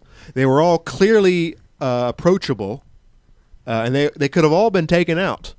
So at the end of the day, they didn't do their job. They weren't worth the money that was paid to them. I mean, the whole thing too is security theater. I mean, you Yeah. could put bombs and pumpkins and place them Sure. all over the event, and there's not a damn thing they could do about that. Yep. Like, why would you walk around with a gun and start shooting people? And even if your if- goal is mass destruction, And even if it didn't, even if some crazy loon just did decide to start shooting people, there were at least 100 cops on the ground who would have taken that motherfucker Yeah, out. that's a good point. And on top of that, how many civilians were concealed carrying who would have There's probably taken quite a that few. individual out? I mean, this is New Hampshire, man. I mean, that kind of crap doesn't happen. I mean, I hate to even like plant that idea like that. If someone is crazy enough, they could do whatever, a lot of damage. And Everybody knows I'm that sorry. because as soon as the airport security came about, everyone just kind of begrudgingly shrugged and said, "Oh yeah," as if they're not really stopping people who are determined. I mean, Sure. we all know, and the statistics from the FBI even show that the TSA has never stopped one terrorist, Yeah. and more often than not, their test bombs that they send through, that they tell them about a day ahead of time. Hey, by the way, make sure you're checking out the line because there's going to be a test bomb. They still fail 50% of the time. Exactly. So, I mean, for goodness sakes, yeah, this is security theater at its highest. And when they do Yep. capture someone, and when the TSA or the CIA or whoever is capturing whoever does in fact put their hands on some individual, it's always somebody that they set up themselves, someone who they funded, someone who they instigated. That's not public record, is it? I mean, that's your opinion based on the facts, assessment, educated. According to news articles and news events episodes that have not been publicly made, put into the limelight. Yeah. I mean, we can all gather the evidence and decide for ourselves. I happen to agree with you, but it's not like that's the publicly touted No, it's line. most definitely not public at all. And what's kind of interesting, if the people on the rooftop, the sniper teams, are supposed to be a deterrent, like you think that people would want them to know that they're there. Obviously, Yeah. they didn't want people to know that they're there. That's why they didn't have the rifle in open sight, and they weren't wearing like police SWAT gear or whatever. But That's the real thing of it. Yeah. If I wanted people to feel safe, say I'm some crazy authoritarian and I'm like, yeah, we need the police out in full force. Well, I want them in uniform. That says something. That's like, we're here. I'm a cop, goddammit! And when you don't put people in uniform and you make them blend in, that's going to terrify people. Why is there people with a gun on the roof? They look like average people. They're probably crazy nuts. Or I see they've got a uniform on. That's okay. They're cops. We get it. That would be one Or deterrent. maybe a year or two from now, there is a crazy loon on the rooftops in civilian garb. Yeah, right. Blending in with that's all the fine. rest. It's probably the same ones as last year, right? Can you imagine, like, if you were up there with binoculars, like, looking around in, like, plain clothes? The Bearcat probably would have showed up, and the SWAT team would have been running up the stairs. I mean, you better believe that's it. my whole point. Like, imagine you do fit the so-called profile of a terrorist. What would they have possibly have done? You could have gone in there with a suitcase, nuke, or whatever, walked to whatever location you wanted to. Like, what would they, without any type of like evidence whatsoever? Oh, there's somebody suspicious. Boom, they just like plug you in the head. But I mean, you would achieve whatever you needed to, even with them on the roofs or not. I mean, it's definitely the only thing it's ever going to do. It's going to be used against the people per se. Like, it's just a way of just one more thing to what's the word? To control human beings, in my opinion. It's just strengthening their control over you. And I you guess. know what? Why would you ever even considering the amount of people at an event like this, why would you ever even go to something like that? Why wouldn't you just go to the source and like go to a nuclear power plant that happens to be only like 25 miles away? You asked John McClane, the city manager, about the snipers, and he avoided those questions. Did he say anything else interesting during this interview? yeah, he talked a little bit about the Robin Hood lawsuit. I asked him why the city didn't come talk to me instead of just before filing a lawsuit. Like, I felt kind of insulted that they would do that. I guess here, we can go into that real quick. Well, I'm not opposed on my way to home. security per se. I'm more opposed to the fact that Take care, Bones. I guess what was disturbing about the whole thing, like I said, is they weren't All we identifiable. can do is answer the same question over and again. So, Okay. how's that? How's that? Well, How is I don't that? know what to tell you. What is I don't he? either. You've given us quite a bit of time, and I do appreciate that. All right, Dave. Well, And it was I don't think never he my likes intent Dave. to do anything other than just turn around and talk to you. okay. A lot of people have seen Well- that old video. Well, I can forgive that kind of thing with no Thank you, problem. thank you. But a policeman will take me down if I do that to him. Well, One I've of your policemen. Well, it probably would take me down. I did that to I have a them. feeling they would not. Oh, well, I think you're wrong You did it about to that. someone. None of They us didn't have the take you ability down. to put our hands on a police officer. We all know that. And I wasn't doing that to you. I was just turning around, Dave, and you know it. You watched that video No, and you know it. grabbed my arm. So you're No, saying that I did not. You're So you're- over embellishing that.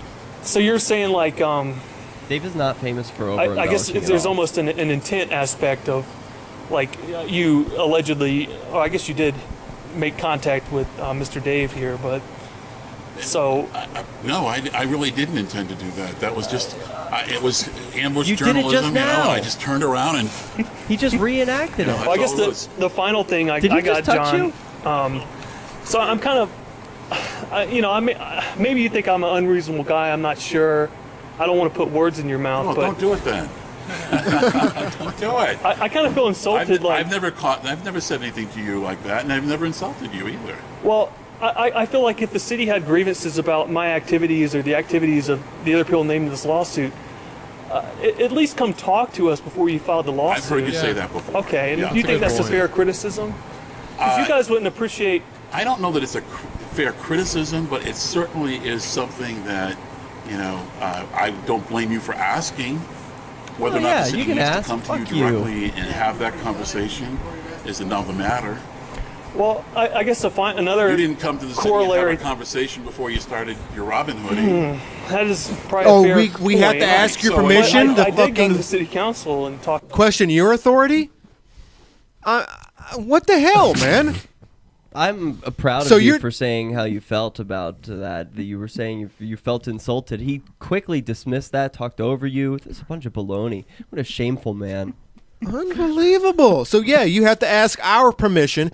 Why didn't you ask our permission to come and invade our privacy, which I'm sorry is public, right? Good God. about parking as an I've issue. always but- enjoyed you, Jim, and I think that you've always come to the Why council is he and calling you you always try Jim? to have a good sense of humor and talk, in a appreciate fair-minded it. manner. But like I said, we don't always trying to see be each too other's friendly. opportunities. I'm sure that Yes. you've missed some opportunities too along the way. Well, I've definitely made mistakes, and I won't claim that everything I've ever done is perfect. We're all human here, but Thank you. That's the first time I've heard somebody say that. We are all human here. I said it earlier today, didn't I? well, I don't know. Dave, if you said, I don't know where it was. It was. I guess another thought I had, like a corollary. So, if the issue is not the tickets and it's the proximity, what would your thoughts on having an established route for the enforcers to follow?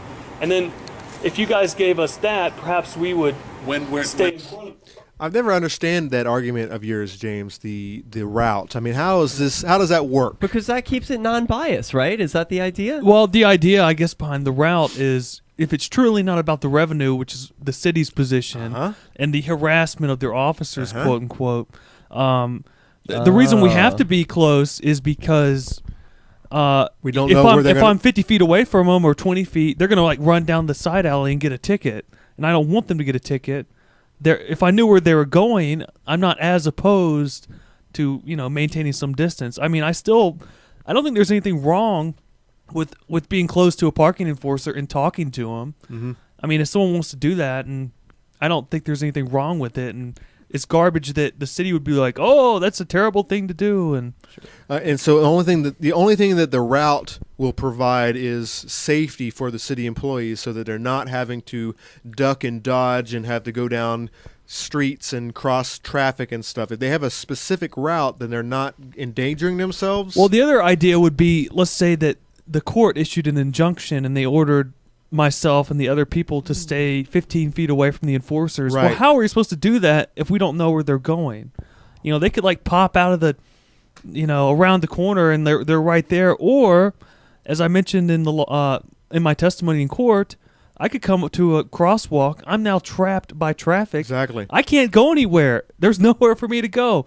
I'm now going to violate this court order. Exactly. And here comes the cuffs. They're going to come for me. So if you could, You broke the law. So say if they offered like a 15-foot perimeter, but they had to establish a route, and they also had to work in a clause where if you got trapped at a stoplight, you would have the opportunity to regain your ground and get out of the 15-foot How about radius. just abolish the whole thing? Well, Yeah, I know. I'm just saying. They're it's unnecessary. ridiculous. It's Well, no, obvious. the whole thing, the whole parking fund and parking enforcement is completely unnecessary. But I'm saying, if they were to provide something like that, what would you think about that? Well, I mean, I think it'd be an improvement. I guess my idea behind the whole establish a route thing would be, if this is truly about how that enforcers feel and all this garbage that they claim, like, prove it. Yeah. Put your money where your mouth is, John McClane. Sure. I don't believe you because, like as he mentioned, he's like, oh, well, maybe we can talk after the lawsuit.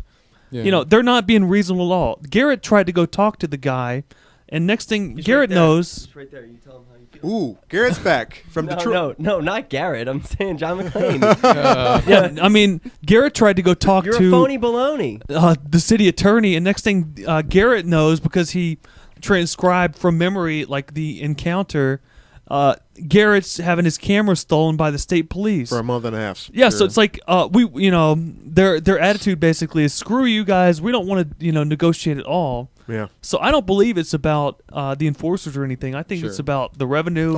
Oh, you better believe it's about the revenue. And it it's is- about the loss of legitimacy. Like, we're just totally owning them. Like, Oh no, and it is about too. It's just about them that you aren't doing what they say. I think is really kind of what it's about. Like the whole 15-foot thing. You're basically calling their bluff by the established path because it's really not about that. They're trying to find any loophole they can at this point because you guys didn't do as though they said, so now they're just saying, oh, well, it's because they're too close. It's because there's safety issues. It's because they might cross and they might kill a child, it starts all these over dramatics that get thrown out. Like one other thing I mentioned in my answer to this lawsuit, make the enforcers wear reflective vests. I mean, it'd be easier for us to spot them and maintain a distance. And even Sure. the guys at Walmart pushing the shopping buggies are wearing like reflective clothes. I mean, if the city is concerned about traffic safety, Sure. why don't they take any steps at all? They've taken no steps. Zero. Yeah. to try to actually address this problem. Oh, well, I guess that's my rant for the evening. No, I'm just, I want to know the answer. You asked Yeah, an yeah, yeah, yeah, excellent Sure. question. you want to go back a Alright. bit here? Yeah, repeat the question. Okay, hold on.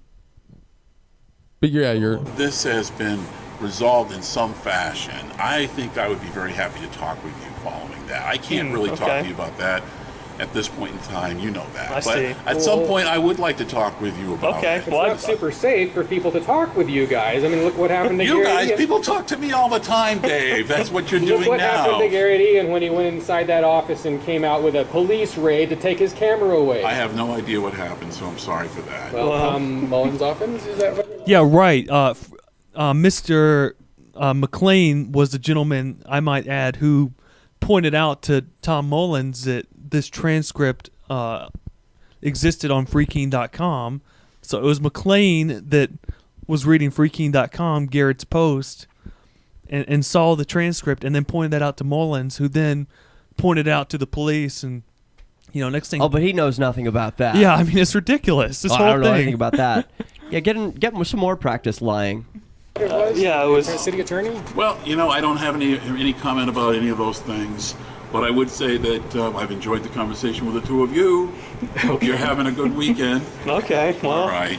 All right. You should- Thank you. And I will talk to you sometime, Jim, but this isn't the time. I guess I'll extend an Jim invitation. again. I mean, we're having Keenvention at the Best Western. Yeah. Perhaps you can come down, and you don't have to stay. Just make an appearance, Yeah. come shake some hands. Well, I have a rule. I don't ambush First- interview anybody at our events. Yeah, I know it. Well, that won't be this year, but thank you very Okay. much. I did admit to Maggie watch. Hassan has been. Well, To the Liberty Forum. when I- Yeah, and I was trying to end on a high note, Yeah, come to No, Liberty you- Forum, you- ha ha ha, or come to Keenvention. You're doing an excellent job. Yeah, this is a That great interview. Yeah, it really is. Is this online yet? no, it's not up Where yet. will it be online? Here. Lightspeed Liberty, Yes. Lightspeed Liberty. I will get that up on Freaking. When I just met her for the first time here recently, I thought she was a very, very nice person and probably will make a great governor. Talking about Maggie Hassan. You gotta clean your lens. Oh, see, Dave, there you go. I guess have a nice weekend, and right. you want to shake? Oh, I appreciate that. I don't take these things personal, do you? No, That's I what mean, that's what you said. Okay, Now this you need fellow another might, lesson. because he's been Not- persecuting me ever There you since go. I brushed against him. Well, I'm glad you noticed. He's got a steady Well, I hand couldn't though. help He's it. doing a good job. Nah, that's the You camera. It's kind of built-in were. steady cam. You kind of were. You know, and just. Well, I think Dave we're at Ridley, the he's link the to one with video, the solid so- grip. Yeah. He's He's like a, Warm he's like up. a, Oh my goodness you know, He's gracious. almost holding his elbow. Okay. Well, bye, fellas. yeah, All right, thanks for he's your time. real steady with the camera. Yeah, Thanks for talking with us. Have we ever been anything? This is awkward to Well, watch. Have you ever been anything but friendly with me? How about filing a lawsuit against me? Is that yeah, I friendly? know. That is, Yeah, for goodness sakes. that's probably that's essentially taking a gun and pointing it at me and saying, "Hey, I've got a problem with you. This is how much problem I have with you. I have so much problem with you that I'm going to shoot money out of your ass." I'd just like to point out how backwards these politicians' lives are. How like they obscure reality with their words. You know, it's so nice of him to be jovial. Oh, see you later, Bob. See you later, Jane. Have a good night. As people are leaving, you know, oh, I'm such a regular man's man. I'm a guy's guy. What the hell? You No, know, and it's- who's mad at me? But no, he's a real jerk who goes after people who save people from parking tickets, and he's living off the backs of the taxpayers, like you were bringing up earlier. These people are scum. They ought to be ashamed of themselves and start speaking truth. But they don't. But they don't see it that way. They see us. You know, the people who are fighting for freedom for everybody, not just the people who we agree with. Everybody, including them, they see us as the scum at the end of the day, and it's mind-boggling. It's like, you know, we're just trying to open eyes. We're just trying to put the money back in everyone's pocketbook and let them make the decisions at the end of the day on what they want to purchase, what they want to spend their money on. I think it really comes down to, you know, we just want people to have the choice to say, you know, I don't agree with this rule. Like, let's take cannabis, or I don't agree where my money's going. You know, don't force me to do this. Yeah, please. I think people should have. I think consent should be important in this world. I think it's really important that you allow people to consent to things and not just force them on people. And I think we can all agree that that's pretty important in most aspects of life. But when it comes to things that the government does, boy, there is no room for consent. Right, and what will these guys say when you bring that argument up? Democracy. It's all about democracy. Well, they have a lot of different answers for it, but none of them fly. Yeah, well, we live in a society where the majority rules, and you get a chance to vote. And if you don't like the situation, if you don't like the rules, you need to go and run for city council. You need to go and do all these things, and you need to vote and all this and that. But then when you do that, then they call you out on that too, so you can't win. Oh yeah, exactly. No, I don't know. I just say repeat it again and again so that they can hear consent matters. You're not asking for people's consent, and that is wrong. You can obscure it, say democracy, say whatever you want, but at the end of the day, you are not honoring people's no, and that's pretty important. I think it's inhuman. I think that it's absolutely inhuman, and I don't know. I think it's unnatural. You might argue that it is natural because when you go back to caveman days where you've got people violating their fellow cavemen to make them you follow the rules of the of the clan and whatnot. But I think it's unnatural. I think in our time and day with the technology we have at our disposal, I think it's unnatural to force another human being to walk the way that you want him to walk. If your ideas are so good, you should be able to convince people to implement them. Not their ideas, but if the idea is so good, you don't need to convince people. That's how a marketplace works. Or not convince. My product or my service is so good. Yeah, you don't need to. People You don't need to it. force people to buy. Could you imagine if every time you walked into Walmart, you had to buy $20 worth of something?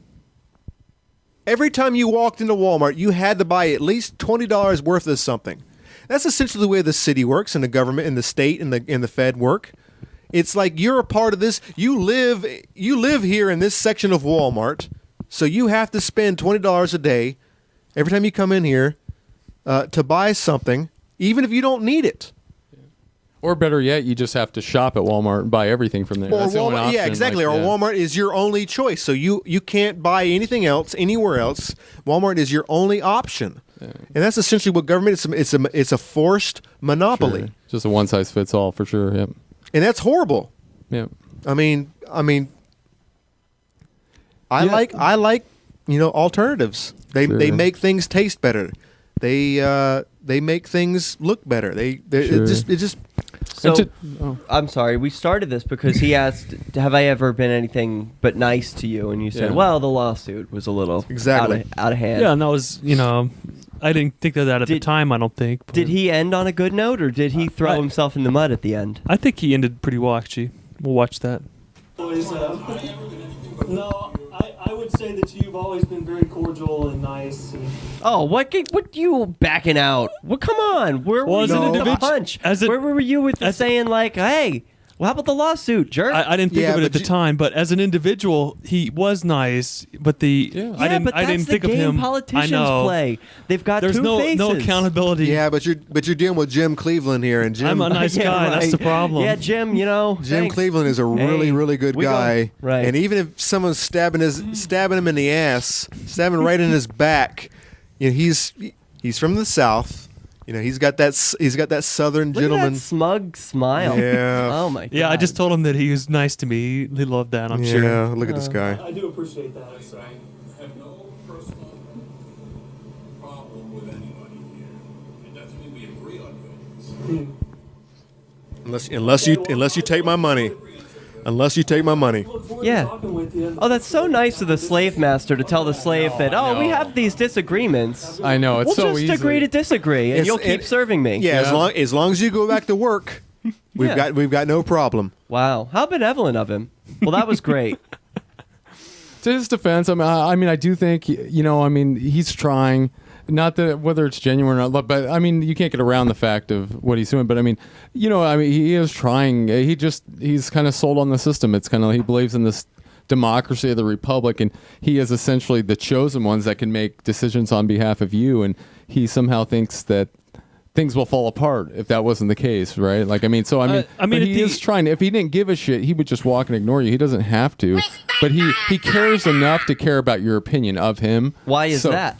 I think it's because he knows Jim is on Black Sheep Rising, Sure, and even he if was it- holding a camera. He was about to walk away from Dave, like he always does. Yeah. But he knew that his face was about to appear on Black Sheep Rising, Yeah, and that is So- why he talked to the camera. So I guess the takeaway is I need to clean my lens. I need Yeah. to not do the crotch shots.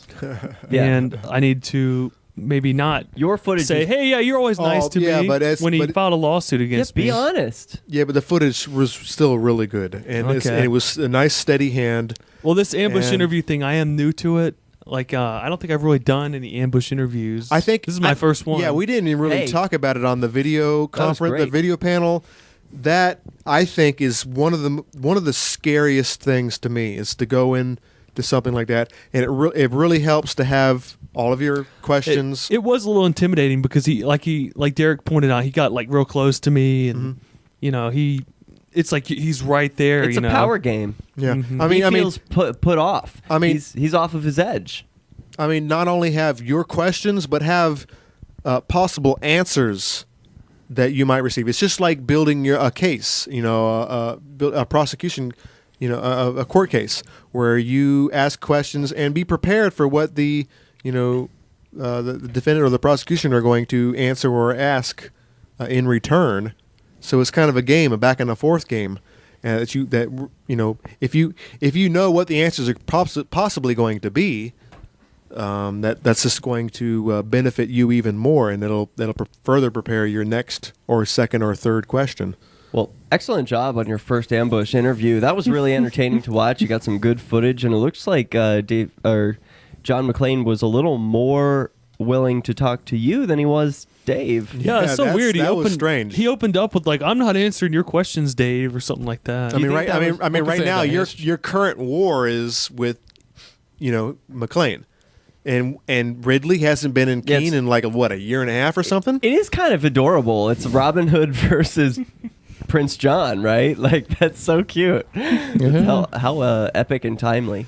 What's But this you got here? I would Oh, imagine sorry. though it's because of his history with Dave. I guess with the with him grabbing Assault. Dave, and that was kind of blew up. So that's why he's kind of like avoiding. I would imagine that's why he was avoiding Dave. But I'd not avoid that- anyone who called an assault charge on me.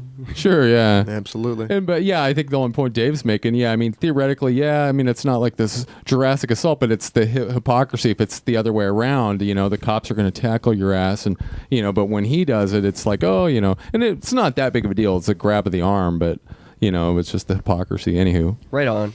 Yeah, and it's interesting that, I guess, going on Rapture's point there, I guess it's important to say, like, Jane alleges that Graham grabbed her arm, and then the city manager, assaults Dave Ridley like a private individual, and like, Yeah. I guess Dave probably could have sued an him, accident. It was just a reflex. It was an accident reflex. I didn't mean to do it. It was a natural occurrence. Well, Jane said that she instigated it, and so even if she did grab, if Graham did in fact grab her arm, when she told me that she instigated it, I mean, it'd be kind of like if someone punched someone else and they said, well, like you threw the first punch, but a minute earlier I'm doing something to make you do that. You know what I mean? Mm-hmm. So I don't know what happened there. I wasn't there, and like I mentioned, I looked for security footage. I wanted footage of this alleged assault because the camera provides that objective record. We have to film things because they're unfortunately the courts will believe the state actors over all of us. We could have 10 The state courts, you mean? We all No. four of us could testify about an event, and then the cop will say, "Oh, this happened," and they're gonna obviously take his word. And, So- and that's a big question on a regular basis. Is why do you guys have to walk around with your cameras all the time? Why? It's for our what's protection. What's the Cops purpose of lie. that? Are you guys so full of yourselves that you got to tape everything that you do? And Yes, and cops lie. And yeah, and cops lie, and it's for our protection. And believe it or not, at the end of the day, it makes cops honest. And I'm all No, about it doesn't. Well, it makes them more honest. still more lie. honest, Yeah, more it, honest. Yeah, it makes them more honester. I'm A all little about more accountable it just- for their actions. I'm all Yeah. about accountability for everyone. Like if I saw someone throw a brick through someone else's window. Oh, yeah, I'm gonna and record I that. filmed it, and the guy was like, and then he set someone's lawn on fire. I'd be like, okay, I'm gonna film this guy. He's acting aggressively towards someone else, and I don't Yeah. care who it is. Whether film it's all wrongdoing. whether it's all- someone all- wearing a badge or whatever. I don't care. I love it. Oh well, I guess It's just- we'll go over to G the dog. Yeah, tell me about G the dog. What's going on here? So at Keenvention, FPP, there's the 2013 FPP Peace Prize. And basically, you could vote for people that you wanted to receive the prize. and they could be dead people, it seems. Yeah. There are some dead people. Aaron Russo is on this list. Yeah, this isn't the best picture, but we got, just like some all-star Liberty Peace people here. And who Peace set Prize. this list up? Was this all Daryl, or is this? That's a good question. I don't know if it was all Daryl. Or is it one of his? What was the name of the guy who the FBI killed like a couple months back, or what? What's that Michael here? Hastings. Yeah. Yes. Hastings, Is, yep. is Hastings on there? No, but Wow. Aaron Russo, who's Uh-oh. been dead for a few years, is. Yeah. Daryl definitely has to get on the. Yeah, I don't so- think he's done anything recently, but I think, to Daryl's credit, that individuals who are on the website can add their own favorites. So perhaps someone added. Yeah, so this picture was sent from an unknown source, and someone voted for Black Sheep Rising's own G the dog Oh, to win the FPP Did you hear Peace that, Prize. Sneaky? right under the Dalai Lama. Did you hear that? Uh-huh. Not bad. You made it to the list of the most peaceful people here. Now, one of the things that Daryl always criticizes the state for is if there are write-in names, usually they won't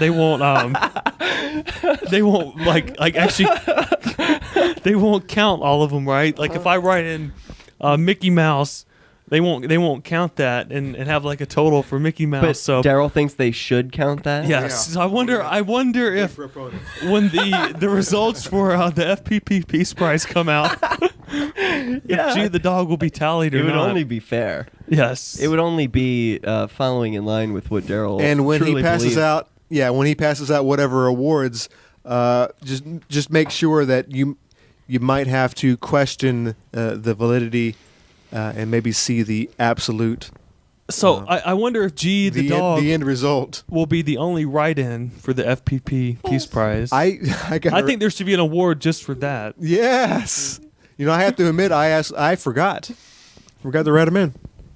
Was that Daryl's add-in, G the dog? That was his add to that like list. Right. Like I said, it's unknown. Daryl hates the dog. I know he does. That's my joke.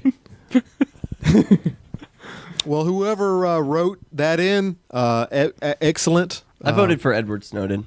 Yeah, that seems pretty. Yeah, seems to be the. I for picked sure Snowden thing. as well. So you got Snowden too? I didn't vote, but So- I mean, if I had, it would be Snowden probably. There's still time. Yeah, sounds like Snowden yeah. might get it. FPP.cc. Even like someone like Hastings, I don't think it's on there, but even that, obviously he didn't even get to release the information before they killed him. But yeah, He released plenty of information. did he? He did. Okay, that's great. I wasn't sure if he had or Yeah, not. he's been reporting stuff for years. Oh yeah, no. As far as like, He didn't get his final story out. that's what I meant. Yeah. No. But yeah, still props, major props, and that since that's I guess a little more recent, then yeah, he's definitely up there. And just the fact that society or much of society, they just hear the main, and it's clearly murdered. There's no doubt whatsoever. It's to me, it's fact. How's that it's make fact, you yeah, feel? it's- We were all in different places when we heard the news about Michael Hastings. It was right before Pork Fest. What was it like reading a story about a reporter who was blatantly murdered by who knows who? But it was like he was doing a story on the CIA. And then he wrote, the evidence is just so clear Sure, that there yeah. was malfeasance. So what was it like to read that news for you? What was going through your head? Kind of the same thing that went through my head when Breitbart had a heart attack on the street. I wasn't surprised. This is the guy who was blatantly poking his finger in the chest of the government, the state, on a regular basis, and he was a danger to the myth, to the idea of the state, and I was really happy and not happy that he died, but happy that what he was doing was, causing a disturbance in the force, if you will. But I wasn't surprised at all when it happened. It's like, well, yeah. I was kind of expecting that. And that's one, like if you do ever have something that is sensitive, right? Like as soon as we shot that sniper video, you better believe that I was going home and uploading that as soon as I possibly could. Absolutely. Even though it wasn't like a state secret or something, if you ever do need have something that needs to get out there, you better put it out there. Absolutely. And for your protection. And you know what? Everything that these days, I might have been not mildly, a lot afraid years ago when Sashi was younger, and I was still worried about material wealth and all this good and that. But the older I get, and the more that the more of the red pill that I am consuming, the more I realize that at the end of the day, it doesn't really matter. I can't live as a slave. I can't live as a 75% slave. I can't live as an 80% slave. I have to be 100% free. And so whatever I do in order to wake more people up, and whatever I do, whatever I say, whoever I label, whether it's the Don of Keene, Prince McLean, or the counselors who are voting for these tax increases, I don't fucking care. And I'm going to call everyone out. I don't care if it's putting my life at jeopardy. Sure. And people are going to see this and say, "Oh, his life is at jeopardy." You better believe that it is, because there are people who, when it comes down to money, and I am affecting their wealth. Sure. By saying things like I am. Yeah, and one thing, the Hastings thing, I guess what it did for me, I guess it was a mixture of emotions, but one thing it's reconfirming, if anything, I guess, in reference to just the importance of, that's actually one of the main reasons why, I moved to New Hampshire to be around. It is that protection, and that's what I mean by protection. I think you're very vulnerable, but I think when you have people who could vouch for you, and that it would only if they did anything to you, it would only publicize it that much more in a liberty community where you have people to vouch for you. So that's what is so vital, that you are around, or at least you're networked with a large amount of people. But that's why I have a hard time too when people doubt various things that may fall under conspiracy, whether it's the the Boston bombing or whatever, I'm like, if something like that happened, just say with one of us, I just really want people to question, I don't want people to just take the mainstream story like, oh yeah, Rapture went out and he went goofy and he just did all this, and it's like, I would just hope enough people would vouch and say, they could make up a bunch of shit about you and get you, Yeah, I'm now well aware, like, I'm a victim of that. The city said all this garbage in this lawsuit that's not true. And Fred Parcells wrote a editorial about how you're a thief, that you're stealing and people from the people will just consume that mainstream story, and I usually don't delve into the conspiracies, but No, it's there. They will be created. You shouldn't always believe the mainstream, I think. Well, you can set the record straight on AKPF #1. That's true. You've gotten a platform of your own. And on Black Sheep. And it's skepticism at the same time. And it's You're even always like, welcome. so we broke, the sniper story, freaking.com, it was up there. And to my knowledge, not one mainstream media outlet thought that was important enough to even mention it. Lots of little guys did. Isn't that shocking? I mean, it's like, oh, wow, we're going to have snipers for the first time at Pumpkin Fest. That's what I'm talking about. There are some big stories that don't get reported. The Hastings one. Why did Snowden get a lot of play, but Hastings didn't? It just brings a lot of questions to mind. Why don't people care about snipers on the roof in a small town in New Hampshire? That's a big story. Why is that not being carried? Is there some other work at play? The alternative media picked it up. I mean, if you Google, there was a lot of good alternative media that picked Keen it up. Snipers excellent. Pumpkin Fest. I Great. mean, it was all over the internet. It's now my most popular video. Wow. The video Oh, where yeah, Graham. And That shaky one of just Yeah. like blue, blue, blue. Wow. and the one Graham picture, that went viral. I mean, that's got tons of hits on it. Oh, that's great. So hopefully you put some links to freekeen.com and stuff in there so people can find out more about moving to Keene.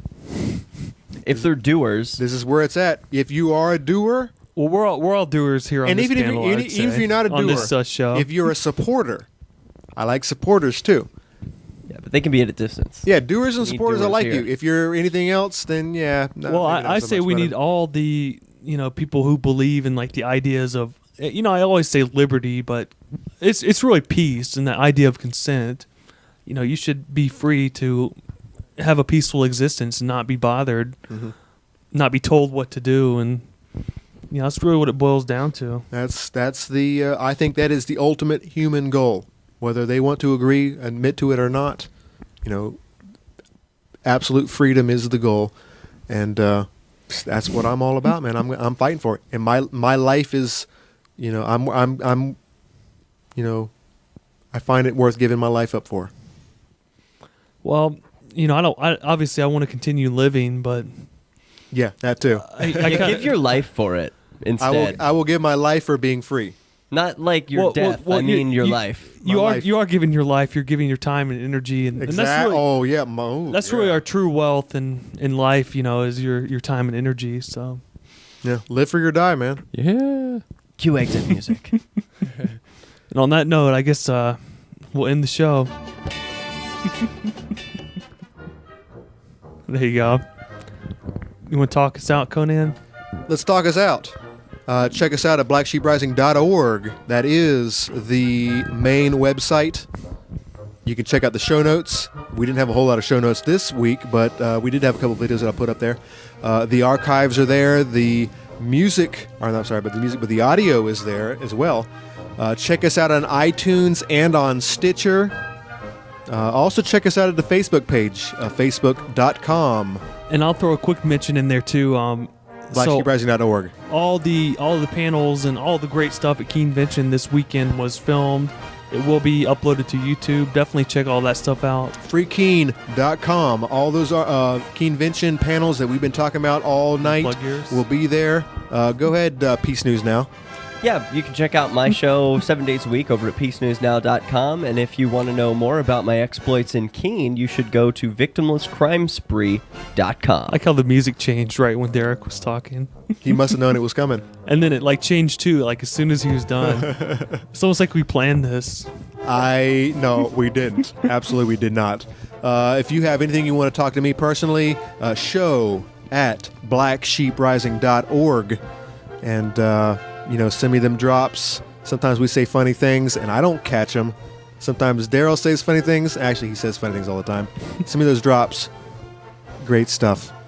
And with that, it's over. I mean, it's over. I mean, we've got to. Some of us got to work tomorrow. Some of us got to go home on a train tomorrow. That's a myth. Returning to Philadelphia.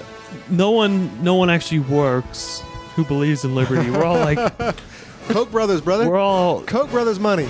Yeah, I mean, that's pretty much it. Trust me, I work, and this is a part-time thing that doesn't pay well, if any, if none at all. It pays well in the satisfaction of your. Oh, you better believe it's. Well, that's just the conversation we were having before. I'm doing this for a reason. I have a goal in mind.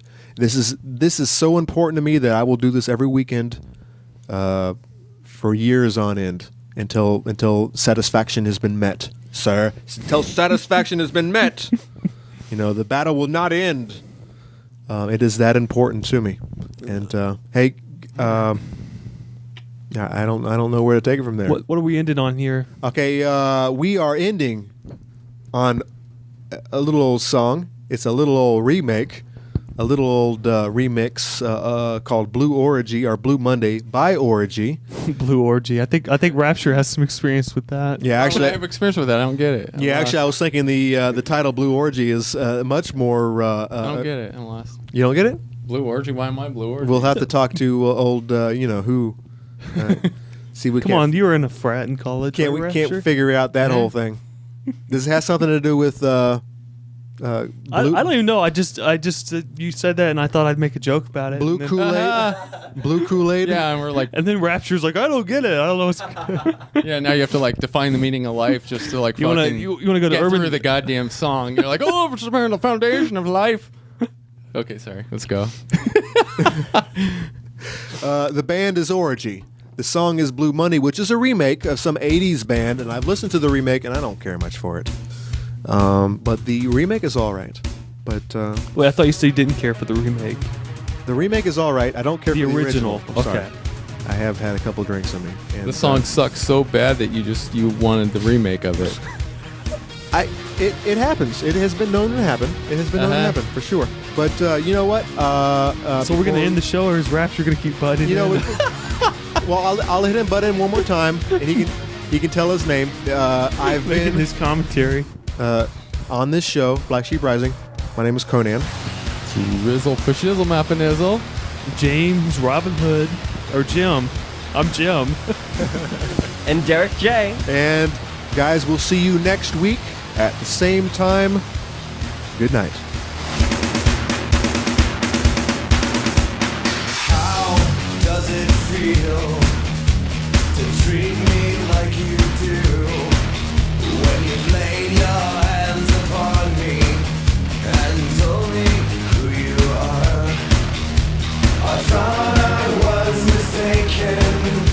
I thought I heard your words.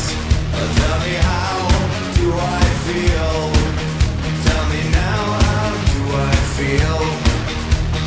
How does it feel? How should I feel? Tell me, how does it feel to treat me like you do? Those who came before me lived through their vocations, from the past until completion. They will turn away no more, and I still find it so hard to say what I need to say. But I'm quite sure that you'll tell me just how I should feel today.